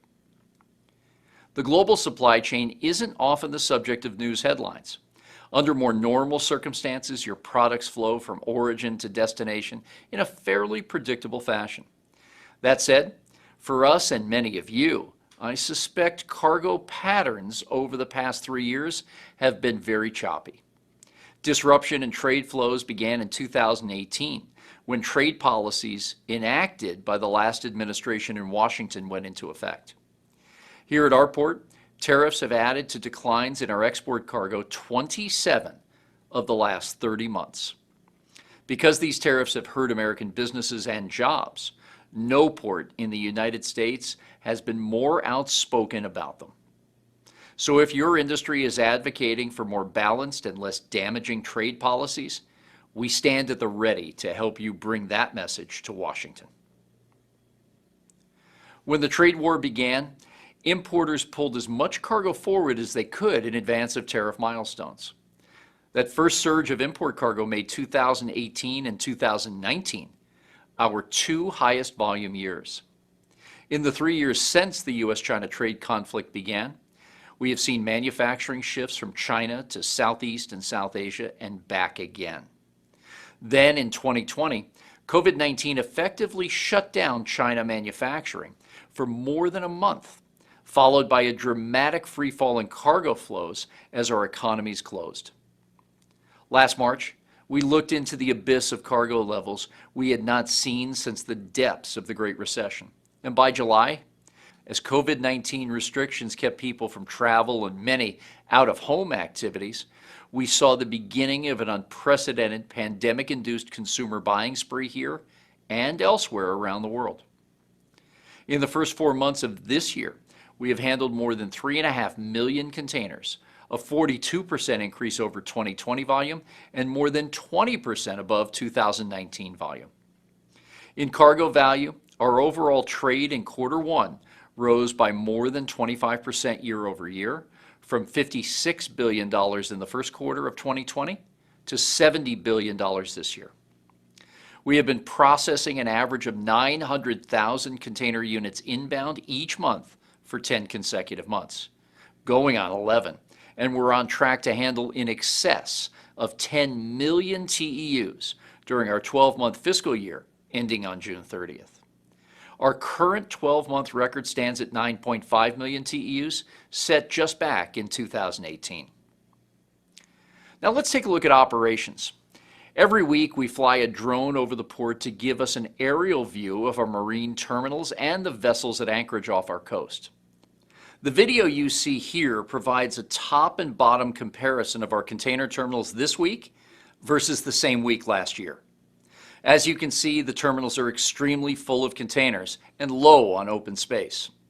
Land utilizations at these terminals are above 90%, and they were designed to operate with 50 to 75% of space used for containers.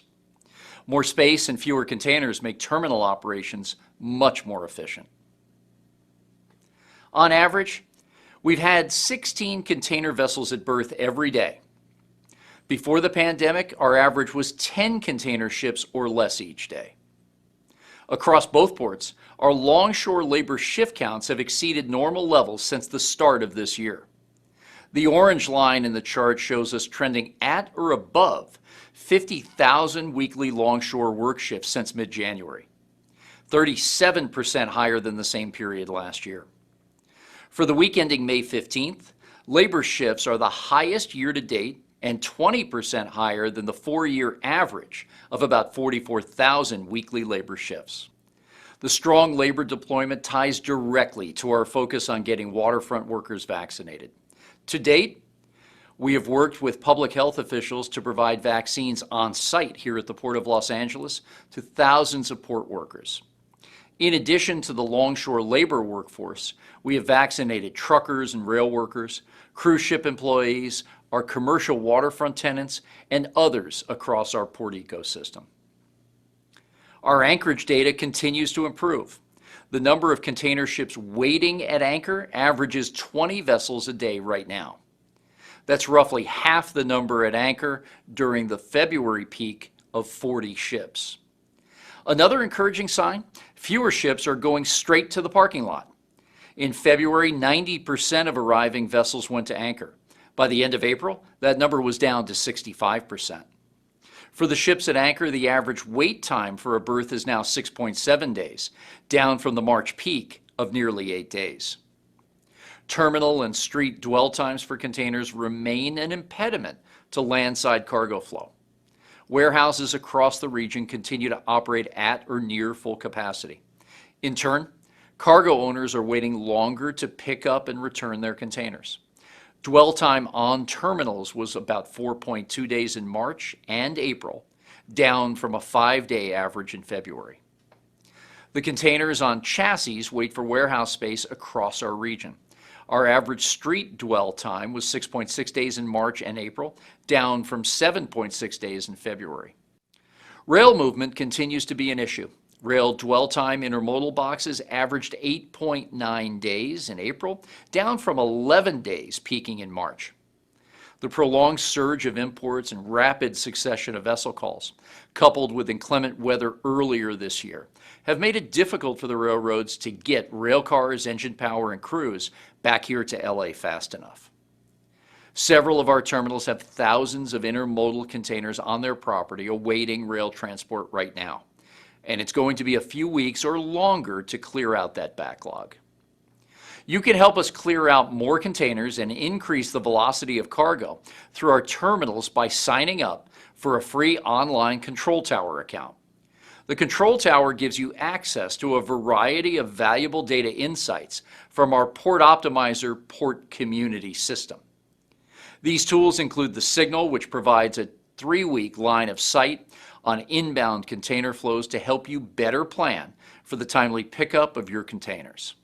The Return Signal, another Control Tower feature, lets truckers know in real time the terminals that will accept their empty container returns. This makes it easier for them to bring a box back to the port every time they're dispatched to pick one up. To track specific containers or flag priority boxes, you can sign up for the Port Optimizer and use the portal's Track and Trace feature. We are the only U.S. port that has developed a port community system and put it into service. This system of systems aggregates key cargo data and leverages a combination of tools like predictive and prescriptive analytics, machine learning, and AI to help companies more effectively track their cargo, box by box, from point of origin to final destination. In speaking with other cargo owners, we've heard that it's sometimes difficult to get containers out of a terminal. If you have problems on the grid, if you need specific containers expedited, please send me an email directly at askgene@portla.org. My team will work with the terminal operator, doing everything we can to get your cargo out and on its way. In summary, all nodes of our supply chain are moving in the right direction as we continue to process record volumes. It's my hope that cargo flows will reach some semblance of normalcy by midsummer. That said, ports and shippers may not have much of a chance to catch their breath before the end of year peak shipping season. In speaking to my colleagues and contemporaries around the world, whether it be in Hamburg, Singapore, Shanghai, or Dubai, they're witnessing much of the same activity. Continuing surges of consumer-driven imports and exports that have been depleted to a lesser extent in some locations versus the U.S. Looking forward, worker vaccinations and clearing the cargo backlog are our top priorities right now. We need to continue to focus on lowering truck turn times and repositioning chassis along with rail assets to improve the pace of container movement. I mentioned our Port Optimizer earlier. The data we are leveraging now from this port community system is giving my team, cargo owners, and their service providers key movement insights quicker than ever before. Because this type of intel enables you to plan around your cargo flows and more effectively respond to routing abnormalities, the Port Optimizer is also an exceptional management tool. Ports across Europe and Asia use similar systems, so we know we're on the right path. The Biden administration's proposed American Jobs Plan includes a $100 billion set-aside for digital infrastructure.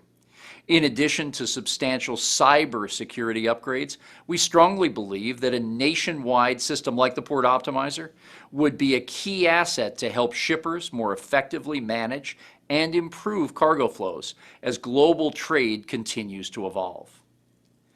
From a competitive standpoint, I firmly believe that Los Angeles and other U.S. West Coast ports offer your industry the best value, service options, and speed to market access. But our ports and railroads need to work together more closely in the future with a concerted focus on competitiveness. And finally, we will remain heavily focused on policies that enable our gateway to reduce its carbon footprint and operate more sustainably. However, we cannot do it at the expense of jobs creation and economic growth. So it's a constant high wire act for us as we focus on continuing to provide you with value and business growth opportunities while making sure we are the best stewards of our local communities and the Southern California region. And with that, I thank you again for this opportunity. Stay safe and have a great conference.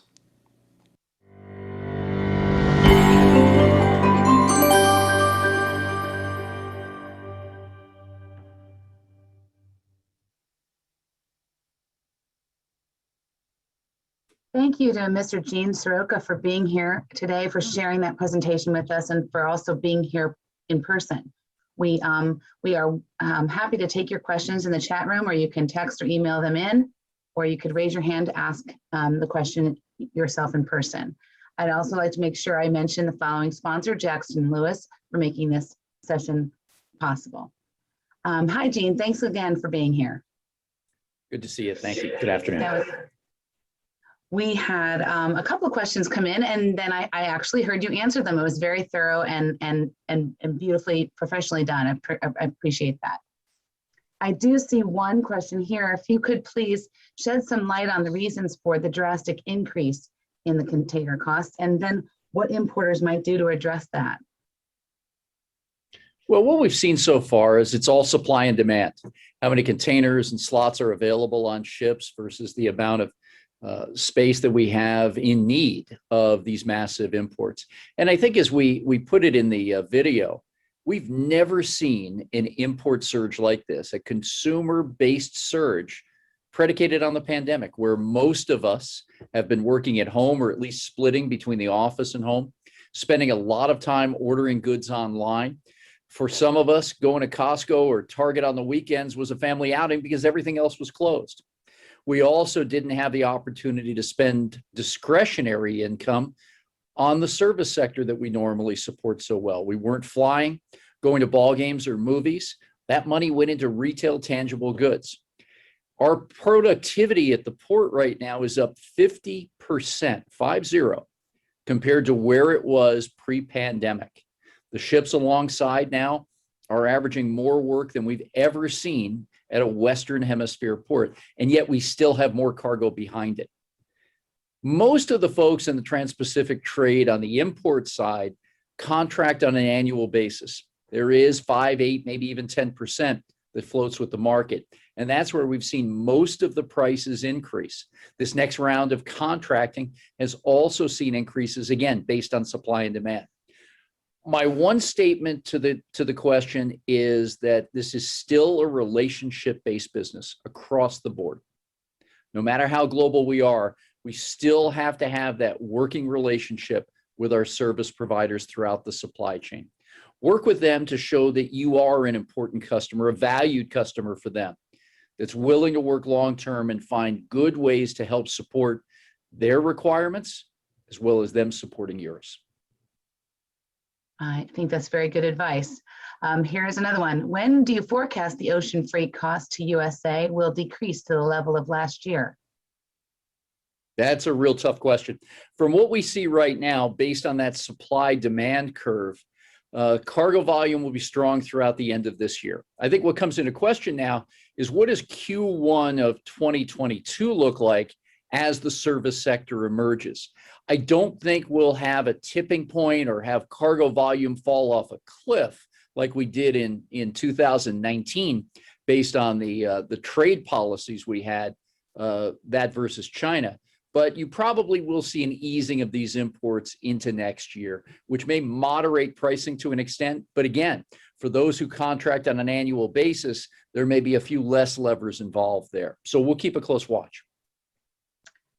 Okay, very good. And as a follow-up to that one was, how quickly can the LA port productivity resume to pre-pandemic levels?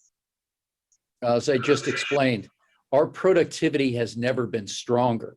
But it's been a systemic series of events that have created bottlenecks in the supply chain. And if I may, we saw this increase in cargo volume start to take off in June of last year. And in fact, for the past 10 months, we've averaged 900,000 20-foot equivalent units every month. That used to be a once in a year or once in 2 year high watermark for us. And now we're averaging that type of volume every month. It's more than double what it was when the pandemic first hit both China and the US last springtime. And it's a good 50% above what we averaged in the first half of last year. As I mentioned, we're welcoming now 15 ships into the port every day. That's about a 50% increase from the average daily ship entrance of 10 vessels per day that we were receiving pre-pandemic times. And that's not when we fell into the abyss, but before that, in the 2019 leading up to 2020 peak season. So the productivity is tremendous. We'll announce for the month of May, coming up here in the next few days, another all-time monthly record at the Port of LA, but we've still got ships sitting out at anchor. And they're coming in succession. Once a vessel has completed its work and is sailing back towards Asia, we have another vessel behind it, maybe 3 miles away, outside the breakwater. There's no time to take care of the grooming of the terminal facilities, setting up the equipment and talent to get ready for the next ship that usually had a little bit of lapse in time. Now we're getting hit successively with these vessels coming in. So productivity is not the problem. And I'll give you one more stat, and that is the average vessel exchange, how many containers we load and offload on one vessel that comes into the Port of LA is now above 10,000 TEUs per call. That is the highest worldwide, bar none. Okay, thank you. I see a comment here that is a question also. I have heard from LA-based truckers that the terminals are not taking back the empty containers back on a timely basis and that they're being charged per diem for detention. Can you comment on that? Yeah, the noise level on that has dissipated somewhat in the past several months, but the question is still real and valid in some cases. Yet, we're seeing about 30% of truck reservations on the night side shifts between 6 p.m. and 3 a.m. go unused. So that's why I've called for a port-wide community system that also has the truck appointment system built in.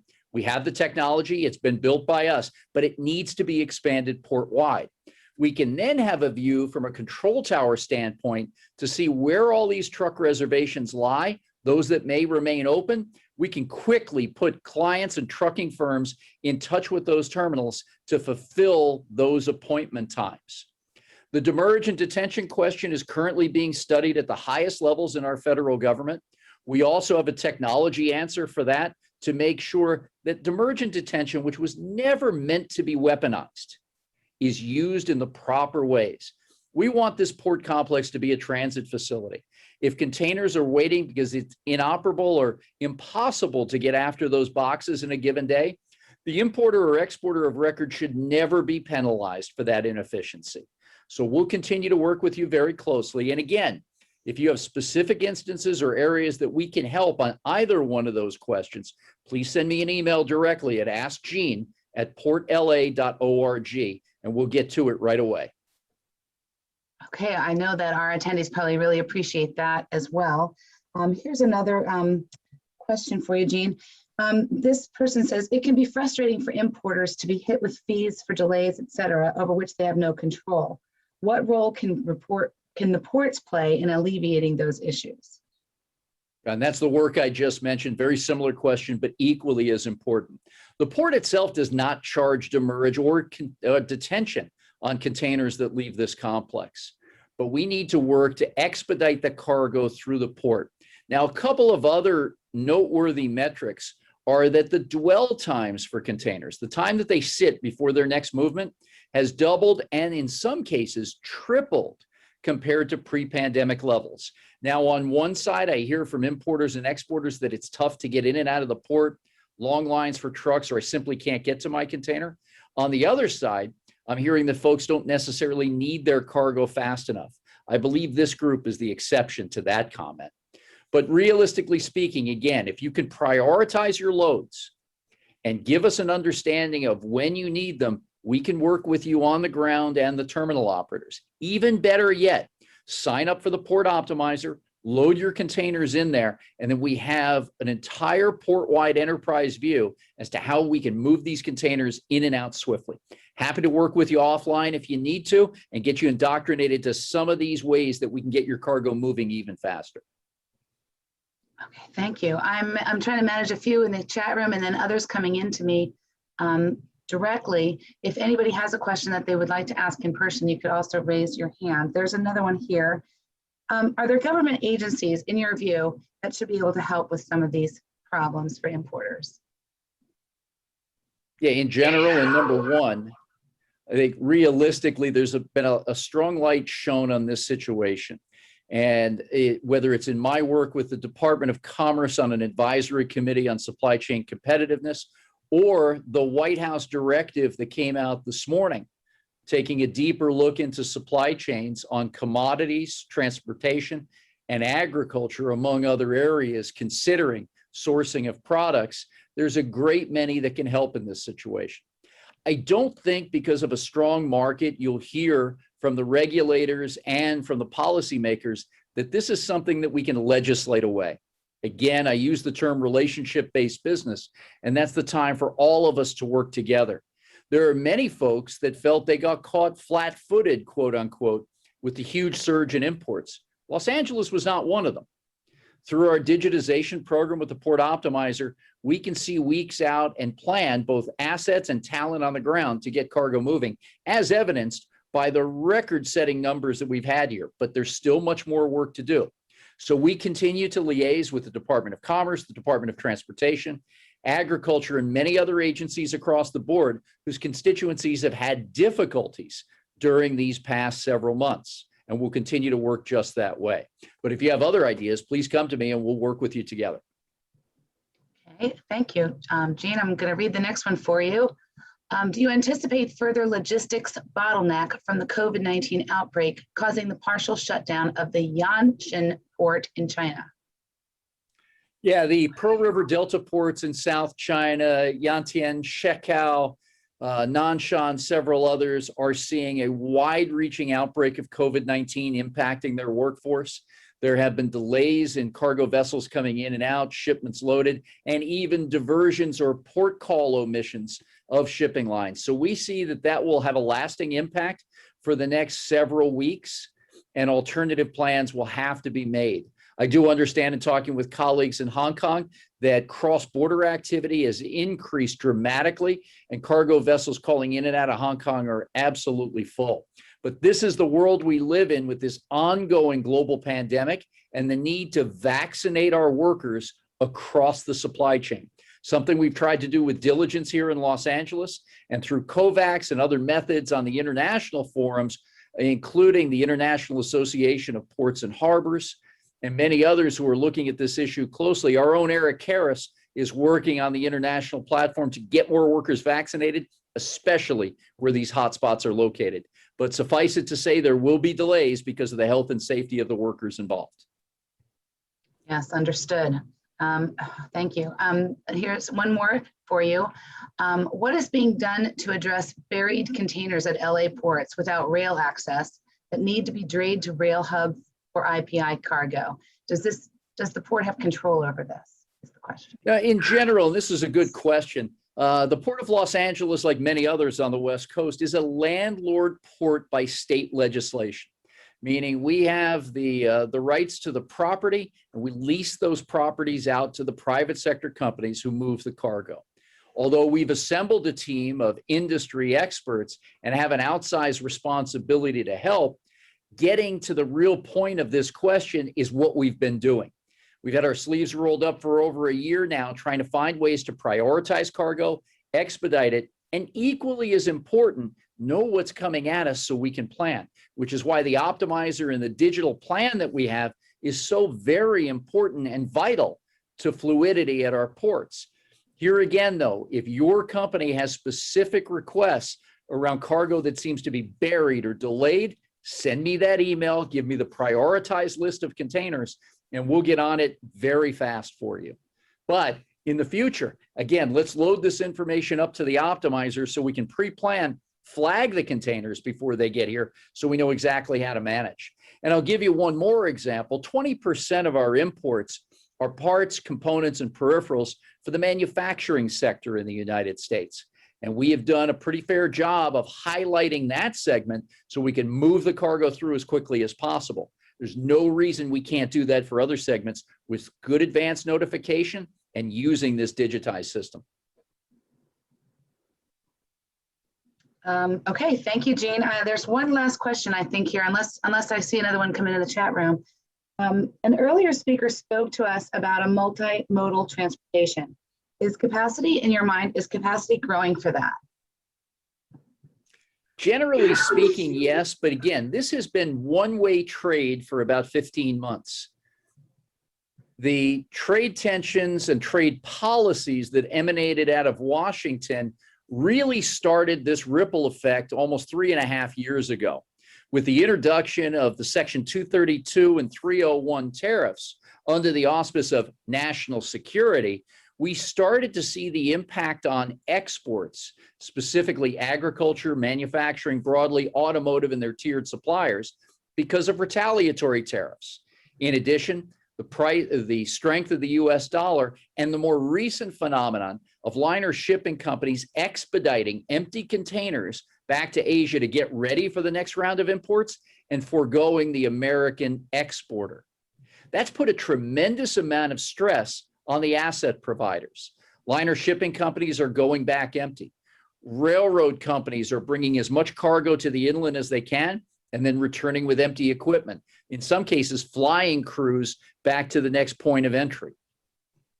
Truckers are making bobtail runs as opposed to round trip economics that really drive their business. And all of that, with the deluge of imports that we've seen, have stretched the supply chain service providers so thin that you see huge gaps and bottlenecks in the system. And again, with the next vessel being only 3 miles away, as opposed to days away in between calls, the amount of pressure that's been put on this system is unbelievable. But the resilience that we've shown so far in being able to move nearly 1 million containers per month shows that some of the optimization work we're doing is correct. We need better balanced trade. The round trip economics for the private sector have to come into play so they can be more fluid in the movement of cargo.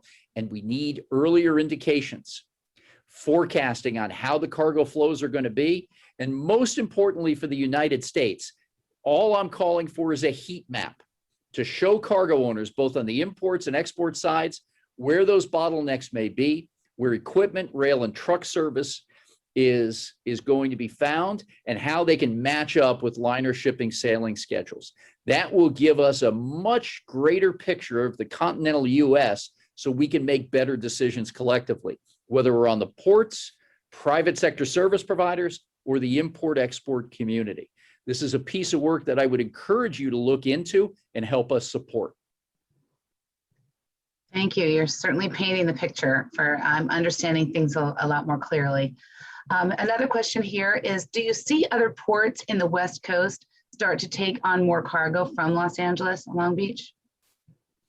A little bit, but not much. Long Beach and Los Angeles combined will do somewhere between 18 and 19 million containers. The next largest port will do less than 4 million containers. So when in the early days we began to see vessels back up, we looked at pushing cargo to other gateways just to help keep the American supply chain moving. There was a service of CMA, an expedited service that went up to Oakland, another service from Southeast Asia that went up to Seattle, Tacoma. But realistically, there wasn't much more to take from there because the capacity was already reached. And now we have all seen the picture in Oakland with 29 vessels at anchor and the cut and runs that have been taking place in the Pacific Northwest to get schedules back into sync from the Asia side.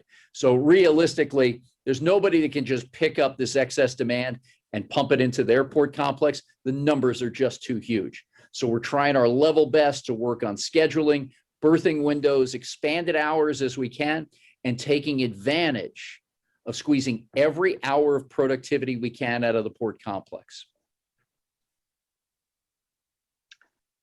Thank you. Here's one that I'm sure is on everyone's mind. You've mentioned the tariffs a couple of times. Any intel on the possibility of them being suspended? No, there is absolutely nothing whatsoever. And I was hopeful that there would be consideration given with the new administration coming in.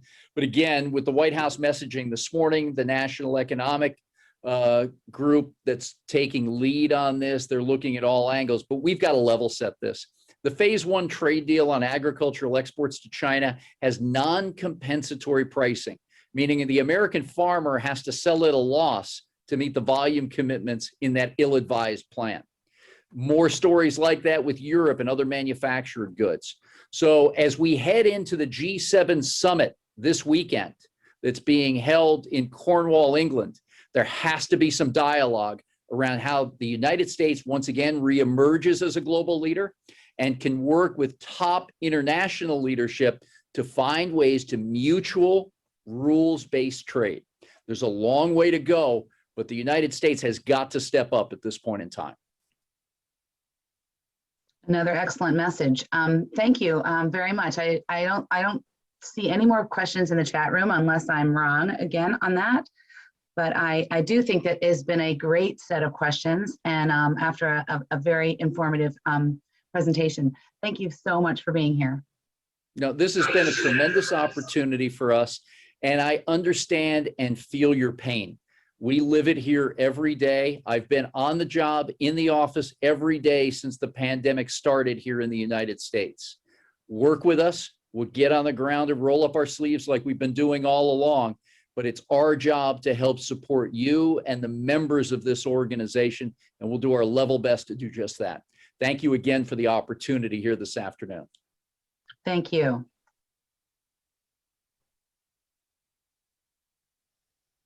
Next, we're going to hear from our East Coast Port Executive Director, Sam Ruda. Sam was appointed Director of the Port Authority of New York and New Jersey in April of 2019, after many years of increasingly responsible roles within the port. He's gathered extensive experience in marine property and leasing, port performance and innovation, and all aspects of maritime business and activity. He spent a good chunk of his port management career with the Port of Portland in Oregon, after having worked in port locations in Tokyo and Hong Kong. He's born and raised here in New Jersey, a graduate of Rutgers University. He'll be doing his presentation live for us today. Thank you, and welcome, Sam Ruda. Well, Erin, thank you very, very much. It's a pleasure to be here. I did listen to the previous Q&A with Jean, so if any of those great questions come up for me, I'm certainly ready for them. So I have my colleague, Nick Rispanti, who's going to be control the slide deck here. I have 10 slides. I am not going to dwell on the fact that we have, you'll see a couple of slides with, the volumes. This is really not a debate of interest in terms of, cargo volumes. Cargo volumes are strong. They've been record breaking here at the Port of New York and New Jersey. What I'll try to do is tell you what it means, what's behind the numbers, how we've been managing, and then do that fairly quickly, and then get into any Q&A that you have, which I'm sure will be fairly similar to what just was put forward with Jean. So let's just get into it. It's a pleasure. Thank you for including the Port of New York and New Jersey. And Nick, let's go right into it. So this is just just to get everybody grounded here. This is kind of the footprint of the Port Authority of New York and New Jersey. The bulk of the terminals are on the New Jersey side of the river. We are a bi-state agency. We do have facilities on the New York side. Howland Hook in Staten Island, operated by Global, and also Red Hook container terminals in Brooklyn. I will note that just on the Staten Island facility, That was the one facility, as we've seen this huge increase in volume, that had capacity. There has really been more of a story of services moving from the New York side of the river to the New Jersey side of the river. But Howland Hook really saw a return of services, essentially because they had the excess capacity in these boom times. Next slide, Nick. So similar to kind of what you've been hearing with Gene and everything else in the trade, 2020, which certainly was our COVID year, extending into 21. We'll get a little bit of a sense of what we saw in calendar year 2020. But the punchline is that when COVID really first became, a thing, so to speak, we started to see volume declines basically in April. The first quarter of the year was actually, January and February of 2020 had virtually no impact. March a little bit into April. And we started to see kind of the fall down in volume pretty much through July. And then we definitely started seeing the green shoot. So, from August of last year, we've published our numbers through April of this year. We've been in double-digit growth mode. We're about, in terms of volume, Port of New York and New Jersey is pretty close to Port of Long Beach.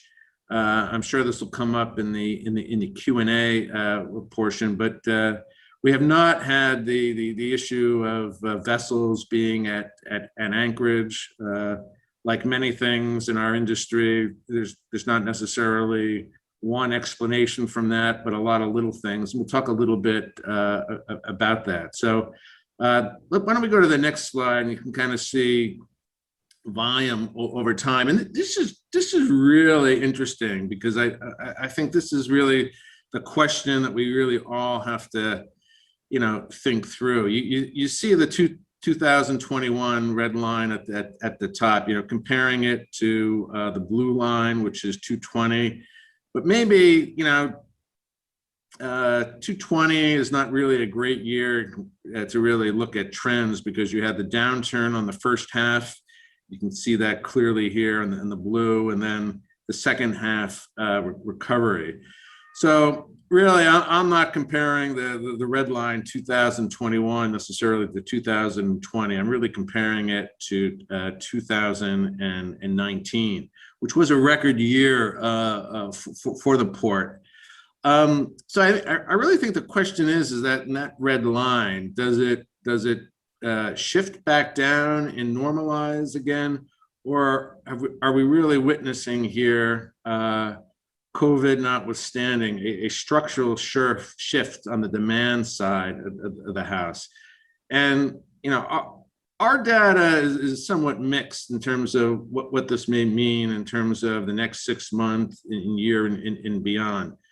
The one concern in terms of where volumes might be heading is that as we get through this COVID situation, there's going to be a return of disposable income back to services. So the question is, well, what will that mean to the goods sector, which is really the container sector? Our view is that there has been, to some extent, a structural shift. We probably saw 5 months of growth last year in e-commerce, which is not new. It just accelerated during COVID. So we think some of this red line shift that we're seeing with the strong numbers into this year is going to continue. Basically meaning that there's been a structural shift increase on the demand side of the equation here. Again, we only have data for the first 4 months of the year. May is strong. I was talking to one of our terminal operators today, our largest terminal. They told me that yesterday saw their highest gate activity in the history of the terminal. So cargo volumes remain, very, very strong to the port right now. Nick, next slide. So, maybe in a summary situation, what are behind these numbers? Obviously, strong retail sales is not anything to you. We think the stay-at-home economy from COVID really created a shift upwards in demand. I mentioned the acceleration of e-commerce. The supply chain drivers are really interesting because we're seeing, significant changes. I mean, there has been a lot of, increases in just supply chain risk. If we flash back 2-3 years ago, we were dealing with tariffs. We've been dealing now with COVID. There's always geopolitical issues and so forth. We are seeing that there really is a shift away from what the consultants have all been telling us, from just in time to just in case inventory. Inventory actually remains low. Retailers are very concerned about stockouts. Retailers are building longer lead times into their supply chain. Kind of an interesting observation, though, that I would note is that, and this is not really a marketing statement, it's just a statement of fact.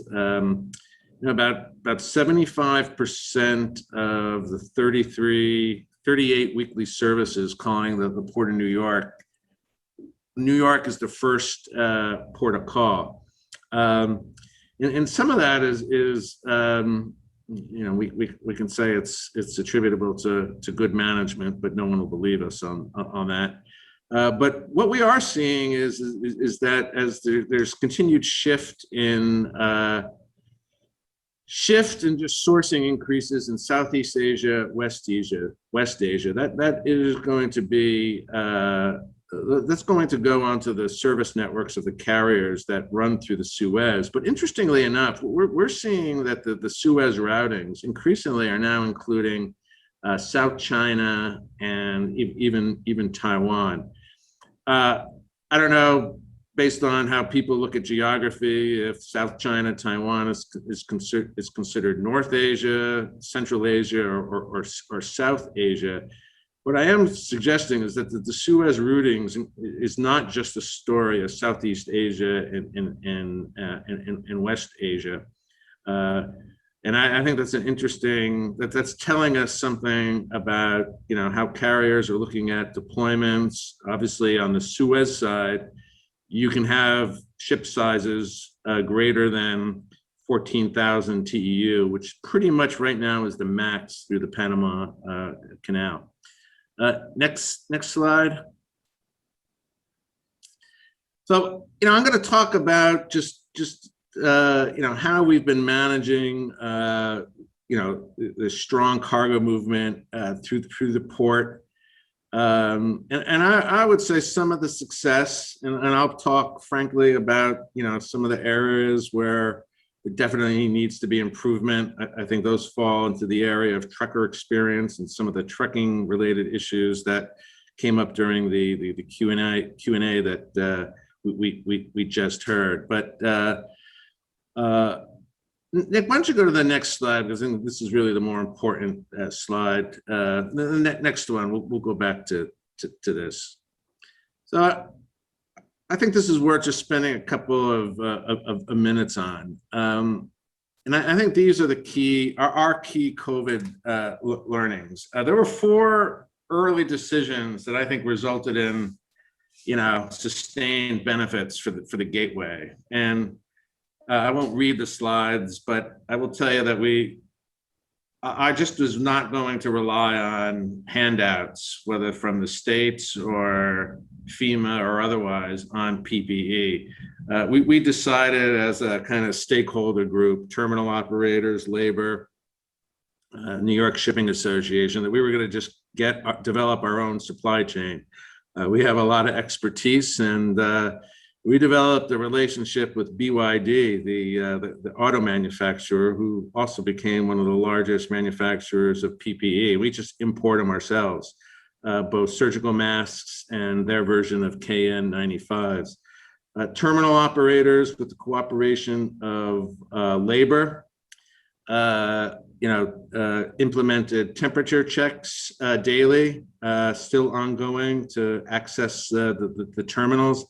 And I think our terminal operators, in collaboration with labor, were really quick to, basically take people out in quarantine when we had periodic hotspots with people coming down with COVID that work on the waterfront.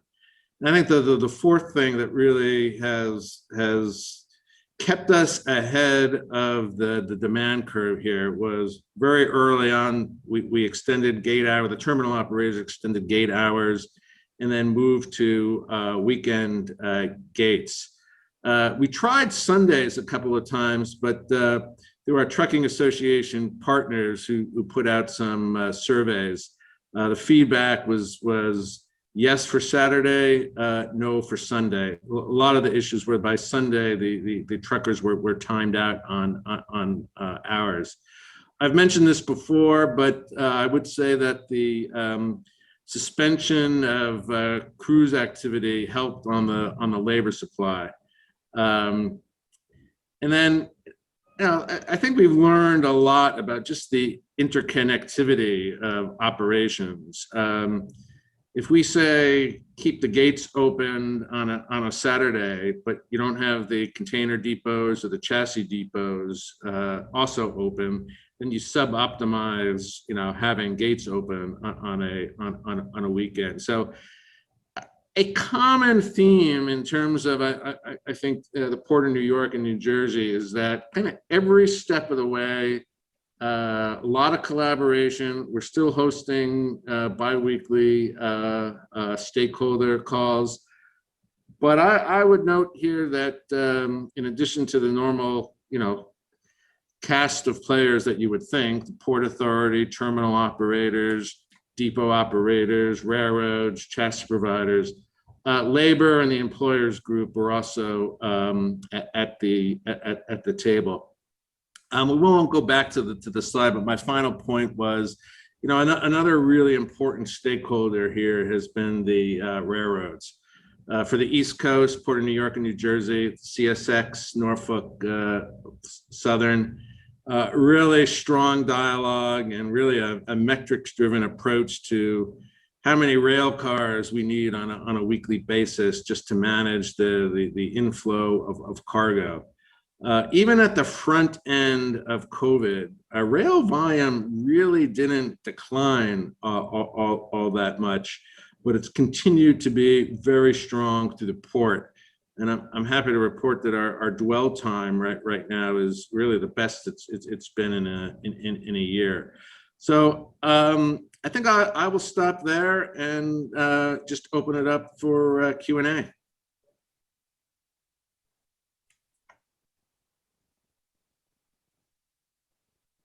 Erin, you're on mute.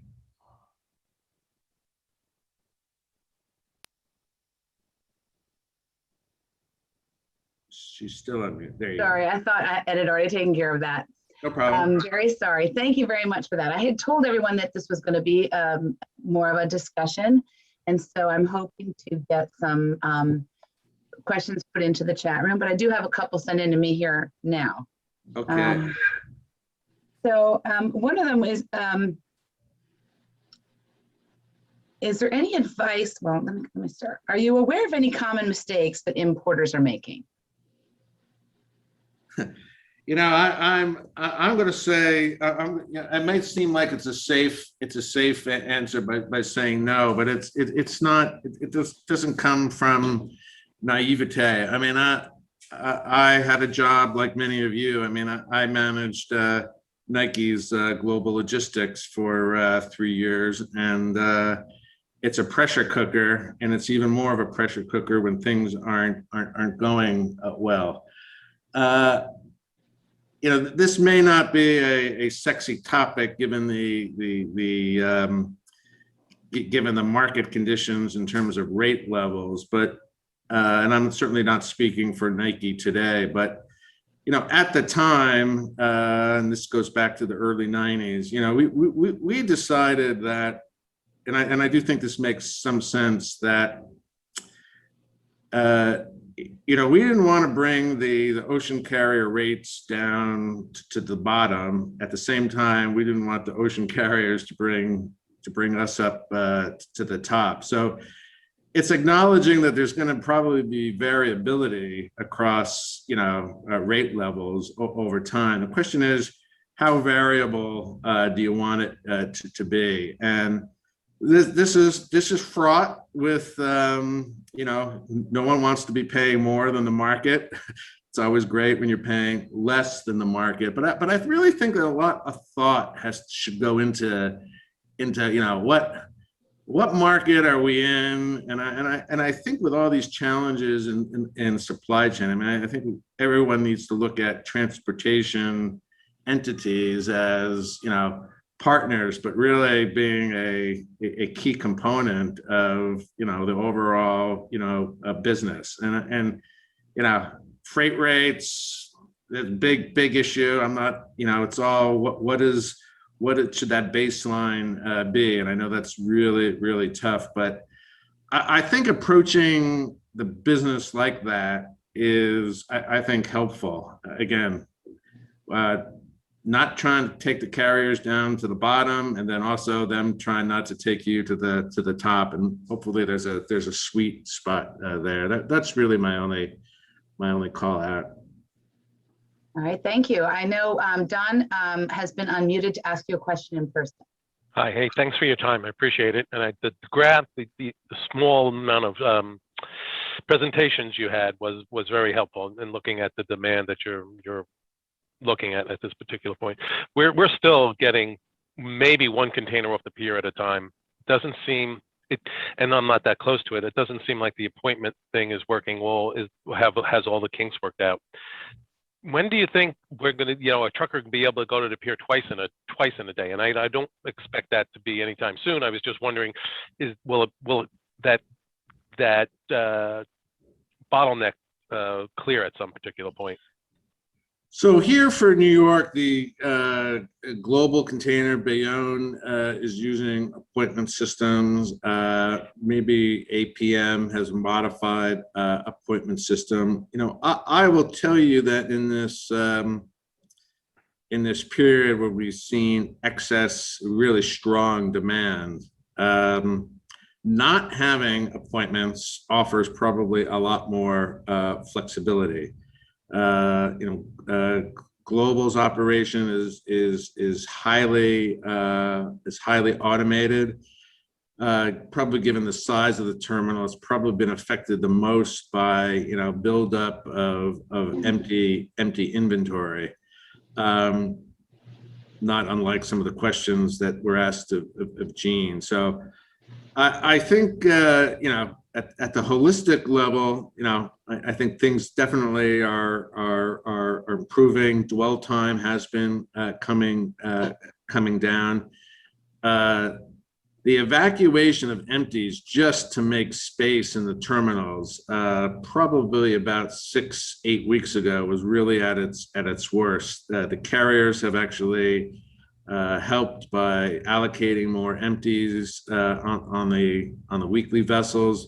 We've had kind of a series of empty loaders here. So, turn time, New York, really kind of a big issue. I think having these periodic Saturday gates really does help. There is positive feedback on that. So it's a work in progress, and I get it. That's probably our one Achilles heel. I would just note that on the aggregate, we are moving, and the trucking industry is moving record volumes through the port, and that's continuing even as we speak today. Yeah, I hear you. Thank you. Thanks, Sam and Don. Here's another comment. Kudos, someone is saying, on Rail Dwell. Overall, New York, New Jersey clears backlogs better than other ports. What further steps are or can be done to address driver shortage? Not just making existing driver experience better, but dramatically increasing the pool. A lot of people like to drive. This is a good job for so many. It sounds a little bit more like a comment, but if you have something in response, that would be great. Yeah, I think, well, two things. And I would just say this trucker capacity. I mean, if you were to ask me one thing where, where was the big improvement gonna be, it's in this area. So, one thing that we're doing today is part of our Council of Port Performance. We've included recruitment as part of our workforce development initiative. So we are out there basically educating people how to get their commercial driver's license, introducing them, having forums, connecting them to all the right places. That's one. Number two, in terms of a legislative approach for interstate trucking, we need to get the age, at least on a trial basis, down to 18 to get warm bodies into this business right now. What the data is telling us is that people that have been in the industry, the trucking industry, for the most part, are staying in the industry. Although it's the average age of the truck drivers is not getting any younger. Trucking companies across the board are really having trouble bringing new people into the business and keeping them in the business. So I think it's actually kind of goes back to that previous question about turn time. People sitting in long lines for half a day or longer. It's just not good. It's just not a good picture for coming into this industry. So and I don't look at this, maybe my last point, I don't look at this as somebody else's problem. It's like, all right, we're a landlord port. Yeah, we hear you. I think we are a stakeholder in this with a number of parties, and this is just going to require a lot more work and resources. But those are my top line things: workforce development and legislation to reduce the driver age to get a CDL for interstate trucking. Okay, very good. Thank you, Sam. Here is another from Oliver. Are there any plans to increase the amount of gensets available to both drayage providers and to meet the needs of those containers destined for the rail?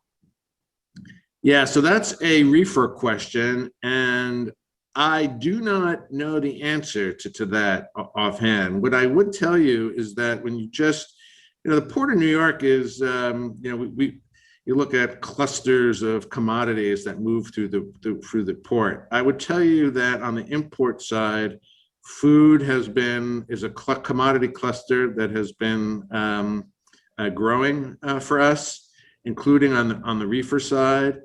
And then I guess the other, I don't know if you call this food, but beer, wines, and spirits is the other cluster that definitely has been growing, especially during COVID. So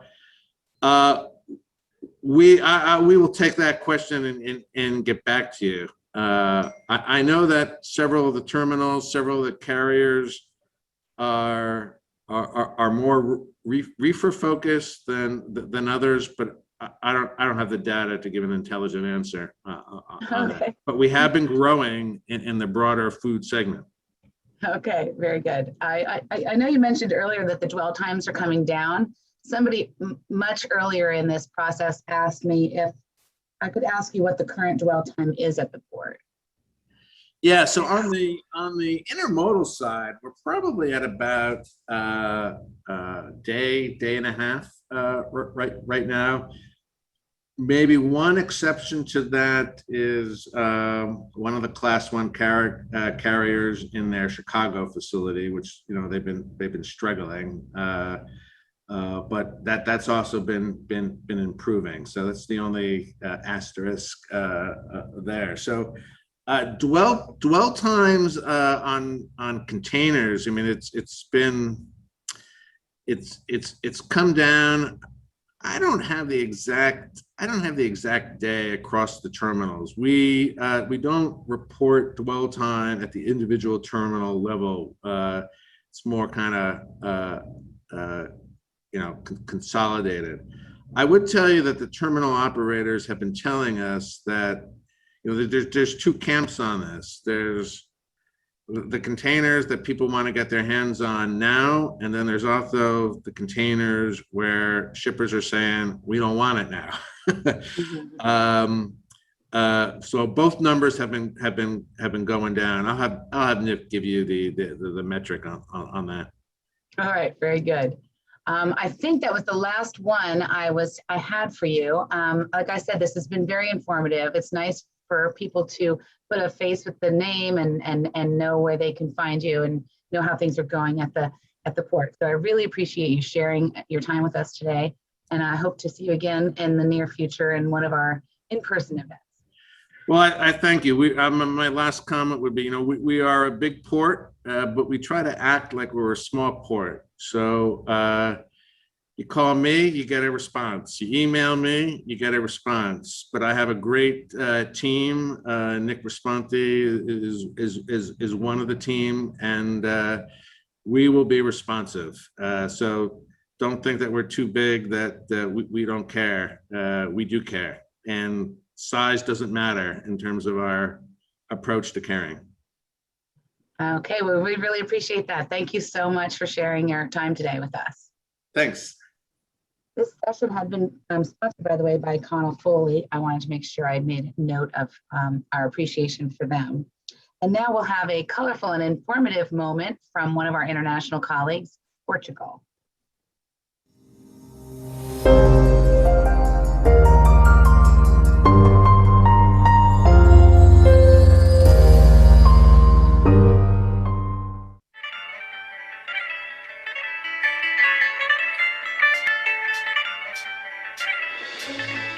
Portuguese food is perfect as it is. Let us show you why.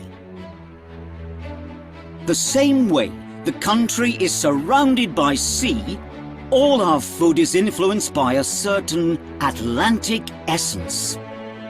This essence is not only in our seafood and canned fish, but in our products, our cheese, our meat and delicatessen,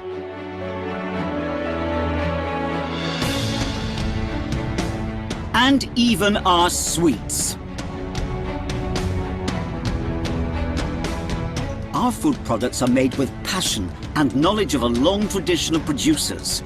Along the years, this secular know-how evolved to an industrial production with quality and innovation as its central core. In each Portuguese brand, you will find the taste and tradition of old producers, combined with the high-quality standards of today's agri-food sector. This is how we preserve our Atlantic essence for you to enjoy it wherever you are. And with that, you only need a small detail to reach total perfection. And this is why Portuguese food is perfect as it is. Try and make it even more unique.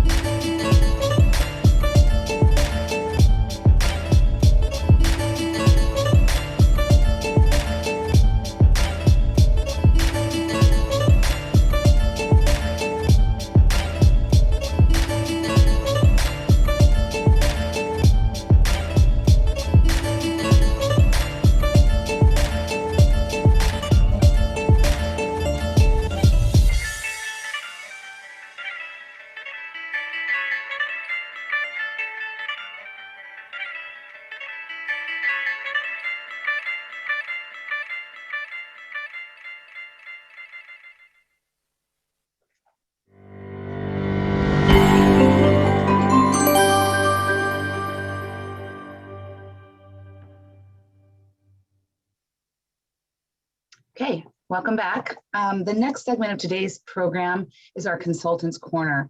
With the help of our sponsor, H&M International Transportation, we've brought 3 seasoned expert consultants together to discuss the logistical challenges facing all the importers today. We have had a substitution. In place of John Westwood today will be Mr. Chuck McDaniel. Chuck is a lead consultant for supply chain at Chainalytics. He's managed the international trade and product distribution for Procter & Gamble for 20 years and is standing in for John today due to a family illness. Next will be Ken Spahn, who joins us from Dewberry, where he is the ports and intermodal sector lead. Mr. Spahn carries over 30 years of involving capital planning and cost analysis, resiliency and sustainability, waterfront and intermodal redevelopment, and facility management and leasing.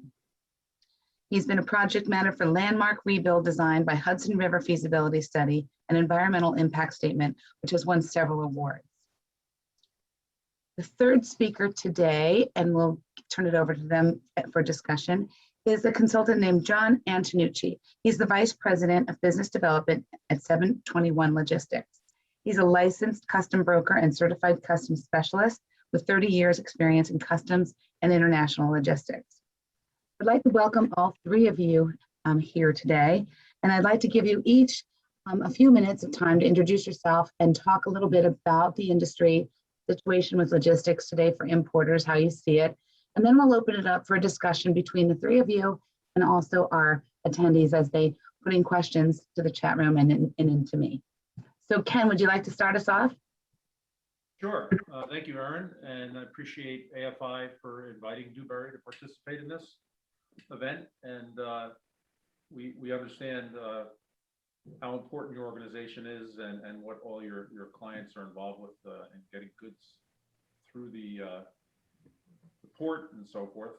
Anyway, a little bit about Dewberry Engineers. We are an engineering design and planning firm with a proven history of providing professional services to a wide variety of public and private clients. The company was established in 1956 by Mr. Dewberry, and it is still operated and run by the Dewberry family.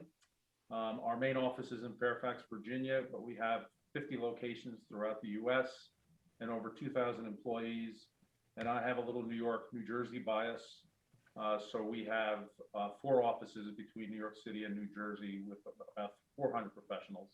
And at Dewberry, we like to say we're small enough to care, but we're large enough to deliver. So our service offerings are, traditional design, bid, build contracts, design, build, also the different various forms. We've done a lot of work in climate change and resiliency and sustainability, in energy and environmental, asset management, land planning, land development, site development, and then all the different disciplines in engineering as well.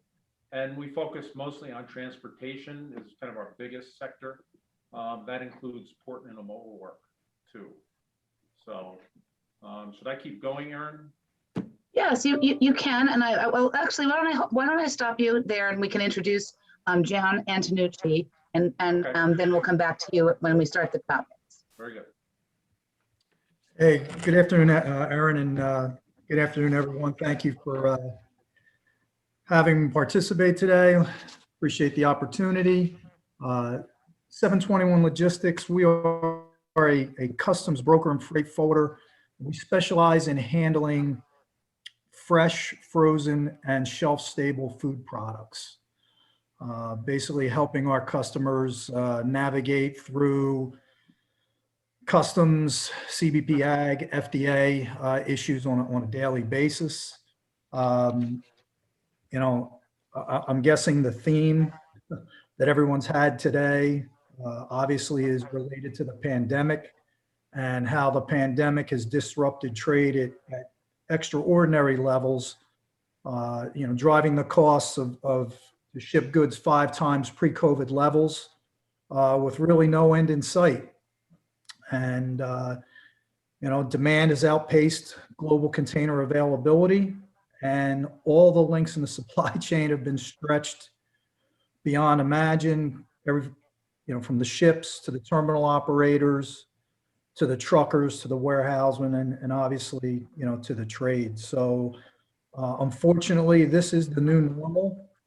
And, what really the trade has to do and what the membership has to do is really, put themselves in the best position possible in order to ship their goods timely, cost effectively, and efficiently.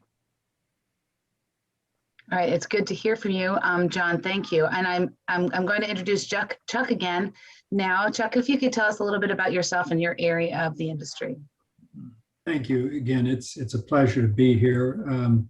Chainalytics is a consulting firm, obviously focusing mostly on international logistics as well as domestic.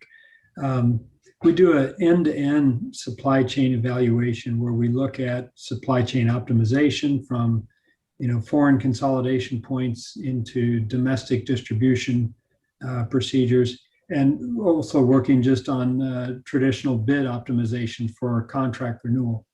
What we've seen most recently, of course, during the COVID economics is just everybody struggling for container availability, both in reefers and dry cargo, and being able to get reliable service from the carrier networks. And our response to that has largely been driven around building up shipper resiliency, focusing on what is it that makes a shipper attractive to a carrier, so that carriers, when they are forced into constraints, either due to vessel or equipment availability, what is it that drives the carrier's decision as to which shippers get priority, and how do we position a shipper in such a way that they become the priority cargo. And so that's been our focus, is working with major importers and exporters and focusing on what can we do to make their business portfolio more attractive to the service providers.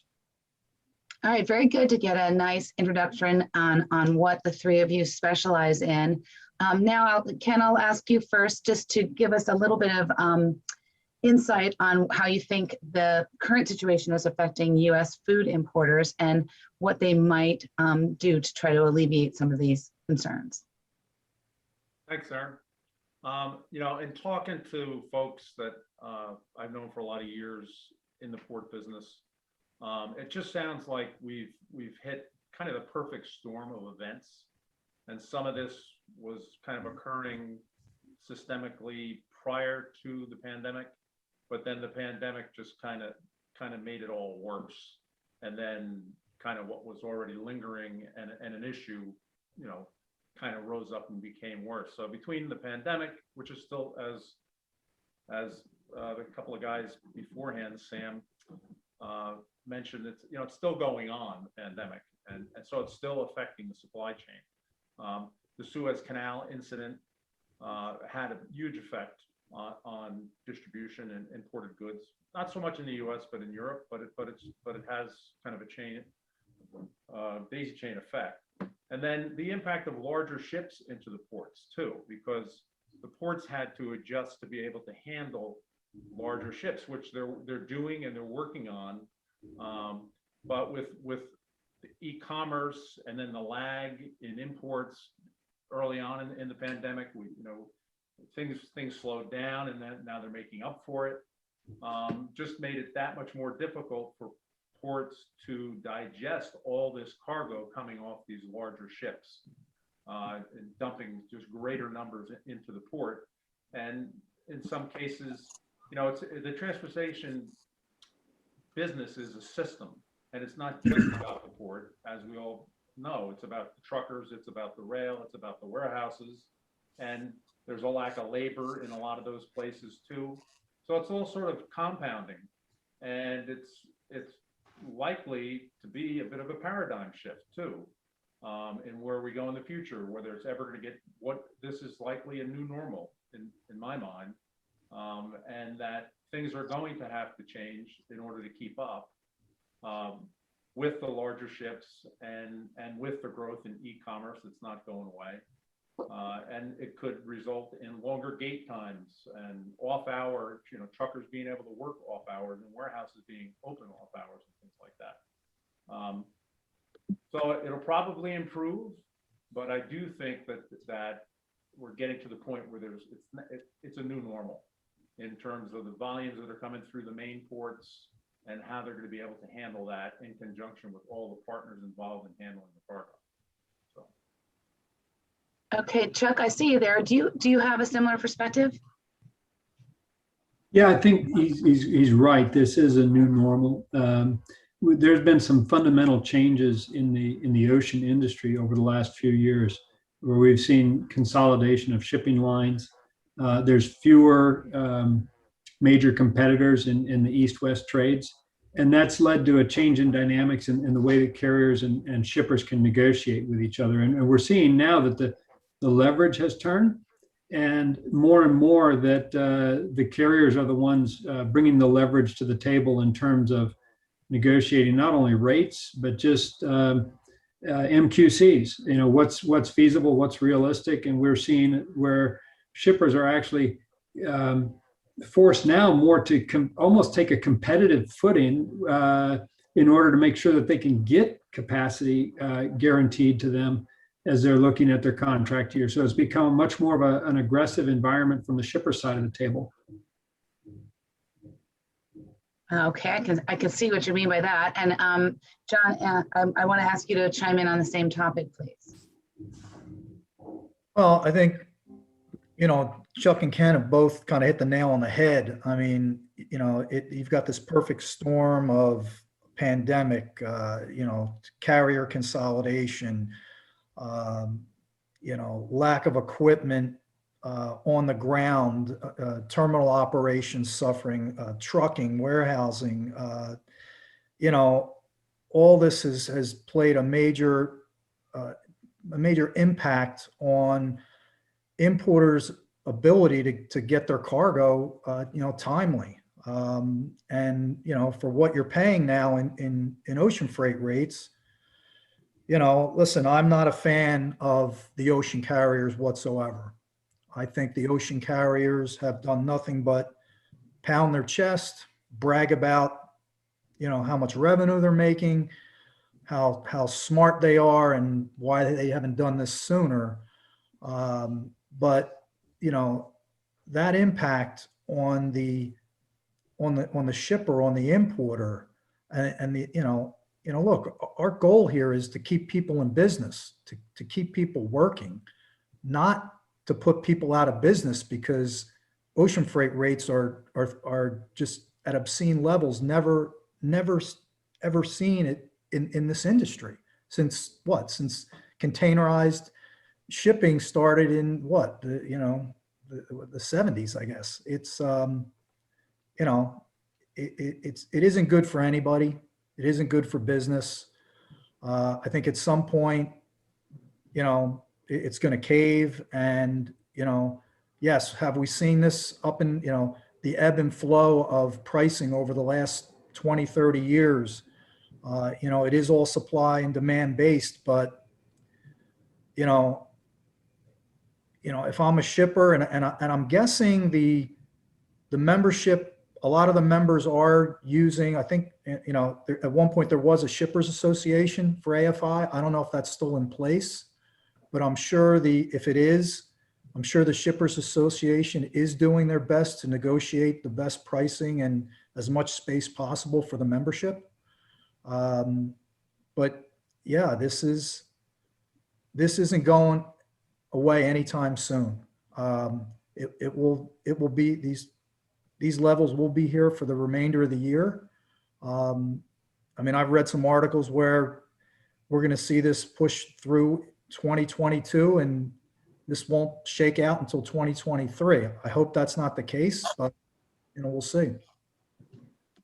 I just want to circle back to something Chuck said earlier. You said the carriers have the leverage. Can you comment on the fact that we could use more carriers, but do you see any signs that might happen?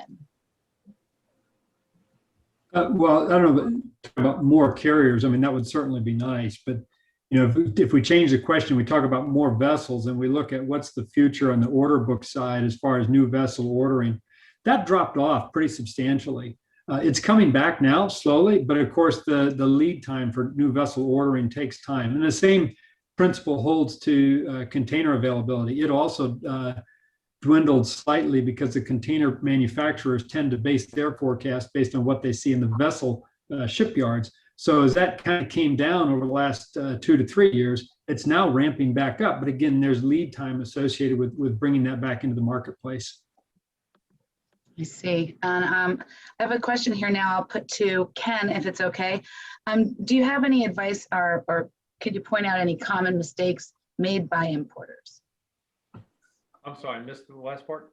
I wonder if you know about any common mistakes or have any advice on common mistakes made by importers. I apologize. I think I'm having a problem with my my audio. That's all right. If you want to, I'm trying to speak up myself. And John, I can put this question to you too, or any of the three of you. Can you think of mistakes that are commonly made by importers that you could advise them to? I heard you. Mistakes made by importers? Yeah. So, geez, I think Chuck or John should answer that. I know what you're asking. I'll comment on that. I think right now the biggest mistake that some importers are making is they're waiting too long to book their cargo overseas. That's the biggest mistake that we're seeing. Lead time now, you're at least 4 to 5 weeks out. So if you're trying to book freight, that's with a cargo ready to, 2 to 3 weeks out, it's not going to happen.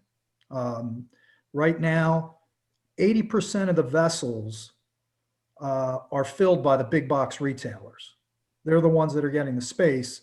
The remaining 20% is left for everyone else up for grabs. And, it's whoever pays the most is going to get on the ship. And that's the game the carriers are playing right now. So, if you're an importer, you need to be booking your freight as far out in advance as you possibly can in order to secure that space on the vessel, which unfortunately doesn't guarantee you'll get on the vessel unless you pay, the diamond rate or the premium rates. But that's the biggest mistake that we see right now is, shippers, trying to book cargo, a week or two after the cargo ready date, and it's just not going to happen. Understood. I have a question here geared to Chuck. Any guess on the lead time needed to get the container level up to where it will help things? I think you'll see container availability coming back to, well, that's frankly, I need to answer that question according to regional markets. If we're talking about Asia, container availability will probably correct itself in the next several months. If you're talking about North America, there's multiple other factors involved here, and that's causing the congestion, especially that you see on the West Coast. And so there's probably more variables at play there because the container manufacturing is done in Asia. And so the availability of new containers there, especially if you're coming out of a Chinese port, I think that'll correct out first before any of the other regions of the world. All right, very good. Ken, I had a question about the pandemic overall, and maybe each of the three of you might have some comment on this. Do you think that it has brought about any changes that will be good for the long term? I think that on the East Coast in New York, they've got the Council on Port Performance that started up, well before the pandemic. But I think having that organization in place where it's labor, where it's the government, be it customs and so forth, and the terminal operators and the Port Authority, I think was a real asset to New York. And so I think that other ports are following in suit with that. So communication is just so important across the different sectors of the business, having railroads at the table, having the truckers at the table. So that's just so critical in all ports. And I think that I also think that the gate hours are going to change, and I know there's been some difficulties. I heard talk that the appointment system's not working. It works for some, doesn't work for others, but they're going to continue to improve on the appointment system, and they're going to also continue. I think Saturday gates, are going to be a heck of a lot more common than they used to be, and yeah, they're going to have to, if they're ever going to catch up with the backlog, they're going to have to also do off-hour activity. So that's what I see. John or Chuck, do you want to comment to that? I guess I think the one good thing out of this is really just awareness at the highest levels of every organization. I think with the pandemic and with the situation we're in, from a supply chain standpoint, the awareness has been raised to senior level management of pretty much every company that imports or exports. And I think now I think that's a good thing. And I think they all, can focus in on, how to be more efficient, how to, be more cost effective. And I think, that's a good thing. I would echo John's comment is that, logistics is becoming a vocabulary word in the C-suite. And that brings with it a focus of attention that money can be invested in supply chain optimization. I think that's good for the industry as a whole. My other thought, and I don't know if this is necessarily a good thing per se, but I think as we look at the new normal, and particularly thinking about this from a produce point of view, the question is actually easier to answer in dry goods, where you've seen a lot of, because there's supply chain optimization, people are looking at redundant supply chains, they're looking at nearshoring, they're looking at alternative sources. So where you used to have, predominantly Chinese exports, they're now shifting dry manufacturing, dry goods coming out of Southeast Asia or India. And so that is building a new normal as we think about what is the footprint of the logistics network going forward for the next decade. I think in the produce world, it's much harder to resource your origins. And so, what the produce folks are going to have to focus on is how do we now plan our supply chain lead times and our demand requirements based upon these new footprints that we're seeing coming out from the shipping industry, because the shipping industry drives largely 80%, 90% around dry cargo.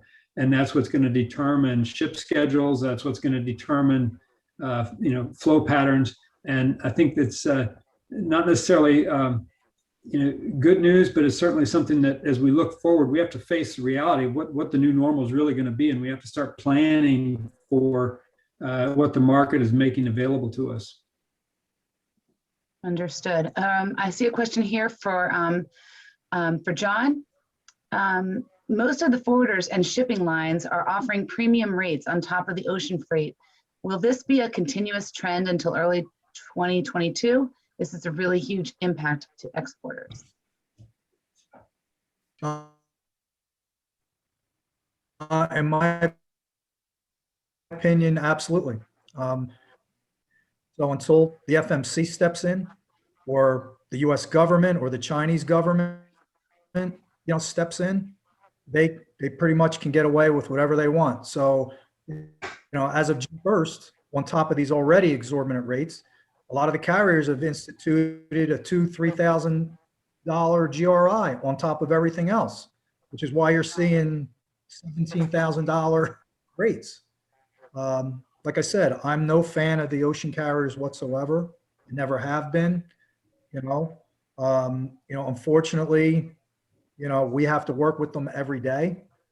That's the bad news. The good news is we have to work with them every day, and we fight them every day on behalf of our clients, our customers, because they you know, they don't look at it as, you know, at least my opinion, they don't look at who their customer really is, the shipper.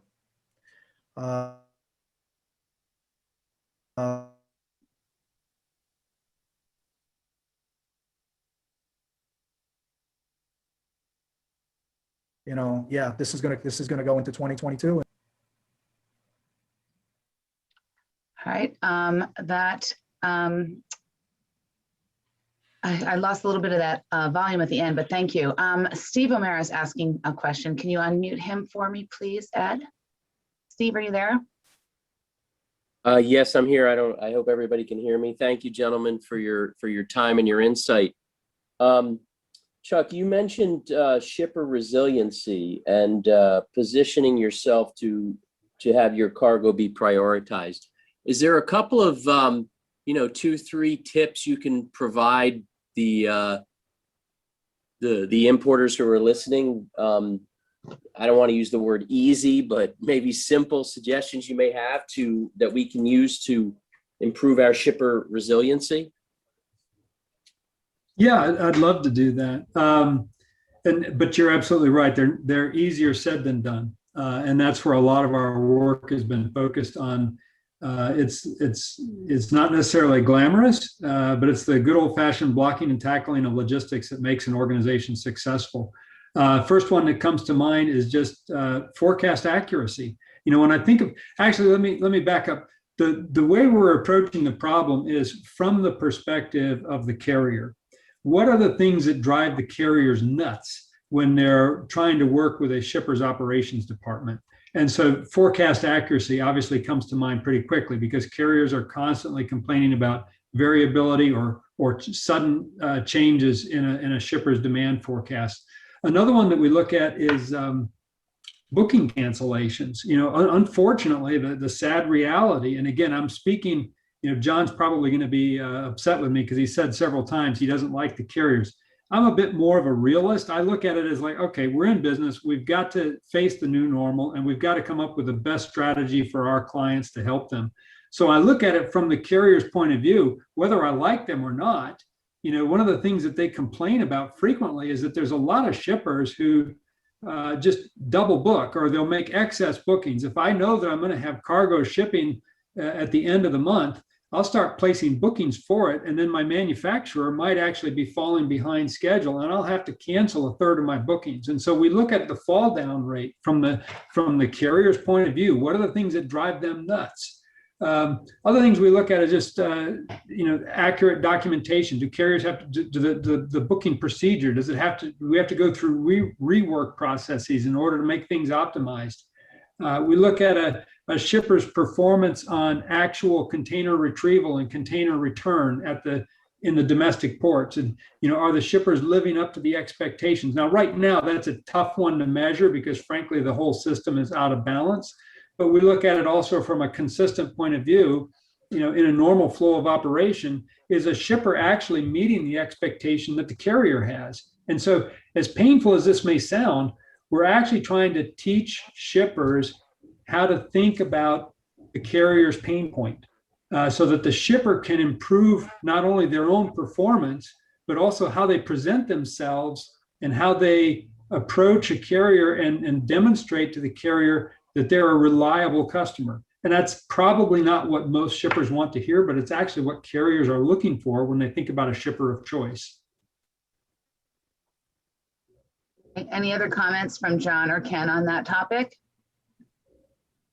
The only thing I'm thinking is that in talking to people, you know, been in the carrier business a long time, I mean, nobody likes to hear this, but they would say that the previous model wasn't really sustainable in terms of where their rates were. And so they feel kind of like they're getting their rates to where they should be, or I mean, maybe even beyond. The pendulum has swung further. But you know, so there's that perspective. And John? Yeah, I was just going to say I just want to add one thing that Chuck mentioned about the carrier and the bookings and whatnot. You know, the carriers now are charging $2,000 if you cancel a booking. So, you know, you want to be able to make sure that when you book the cargo, it's a solid booking. But sort of to Chuck's point, you can't really just go out there and just, hey, I'm going to throw as much at the carrier as I can, try and get as much booked. And if I can't meet the cargo ship date, well, then I'll just, you know, I'll just back off. Well, if you try and do that now, you're going to get penalized, you know, a monetary fine of whatever, 2,000. Well, here's another question in the chat room that comes up an awful lot. And AFI, as you know, is a trade association. And as such, we would love to find ways to help our members with this sticky situation that they're in right now. And our, you know, legal advisors so far have come up with very little. The question here is there a case of antitrust behavior on the part of the ocean freight carriers? This person says it seems clear that trade associations and the government are aware of this. Anybody have a response or thoughts on that? I think it's kind of what I said earlier. The carriers have antitrust immunity. So until the FMC, you know, government steps in, they're, you know, you've seen what they've done in the last year. Whatever they want to do, they're charging whatever they want to charge. And, you know, you know, until somebody steps in, I don't see it going away. I don't see it stopping. Okay, thank you. Here, I have a question sent in to me. Any insight on, I don't know who I'm directing this to, I guess if you want to tell me if you'd like to answer it. Any insight on how ports and/or port operations will be different in 5 years? And also the same question for other aspects related to the import process.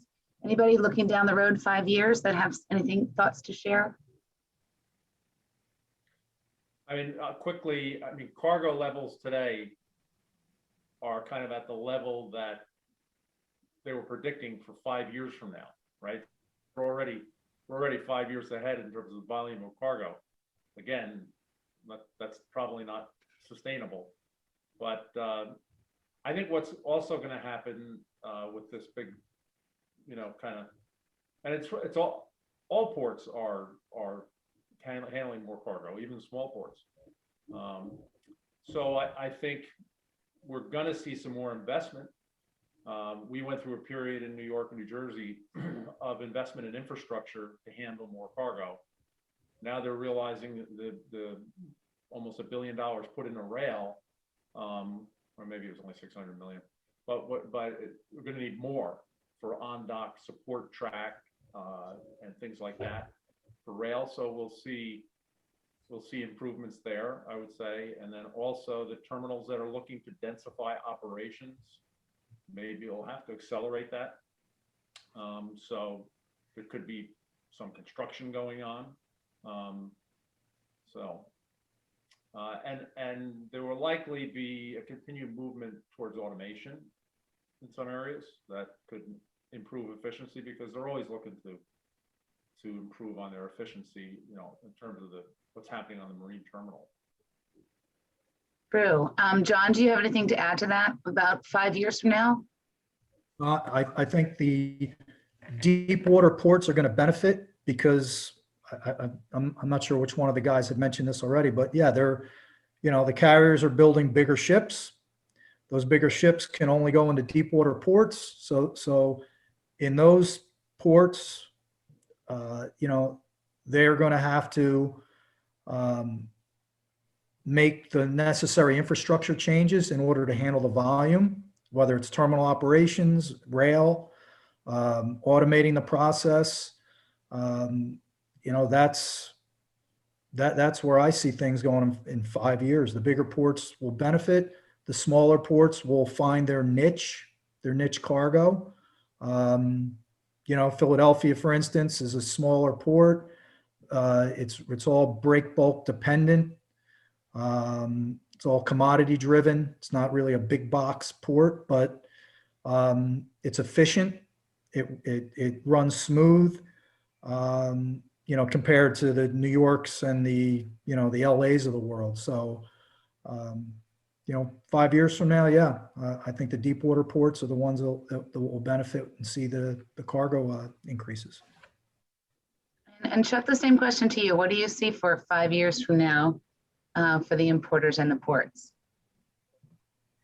You know, I think, so first of all, Ken and John hit the major themes. It's, and so without repeating them, the only other thing I would add is just, you know, we will see shipping capacity, you know, coming out of the shipyards, new ships coming into the market, but they are going to be larger vessels. You're not seeing ship orders for the small and mid-sized vessels at all. Well, I think you have covered every bit of our questions, the ones that have come in by email, text, and in the chat room. I really appreciate all of you for sharing your insight with us today in this sort of complicated situation that our members are dealing with. So thank you very much for being here, all of you. And I hope to meet you again at one of our in-person events sometime soon. Thanks. So that concludes today's day one of the AFI convention. I'd like to encourage people to stay around for the processed foods section meeting for AFI, which should be starting immediately following. I'd also like to say that you'll be receiving a Zoom link for tomorrow's login, again at 1 o'clock. Today's Importers Logistics Symposium was sponsored by Philiport, and we thank them very much for that. And tomorrow's day 2 will be Importers Business Practices, and we have another great lineup sponsored by Gellert Global Group. So now I'm going to turn it over to Bob Bauer for the processed foods section meeting. Thank you.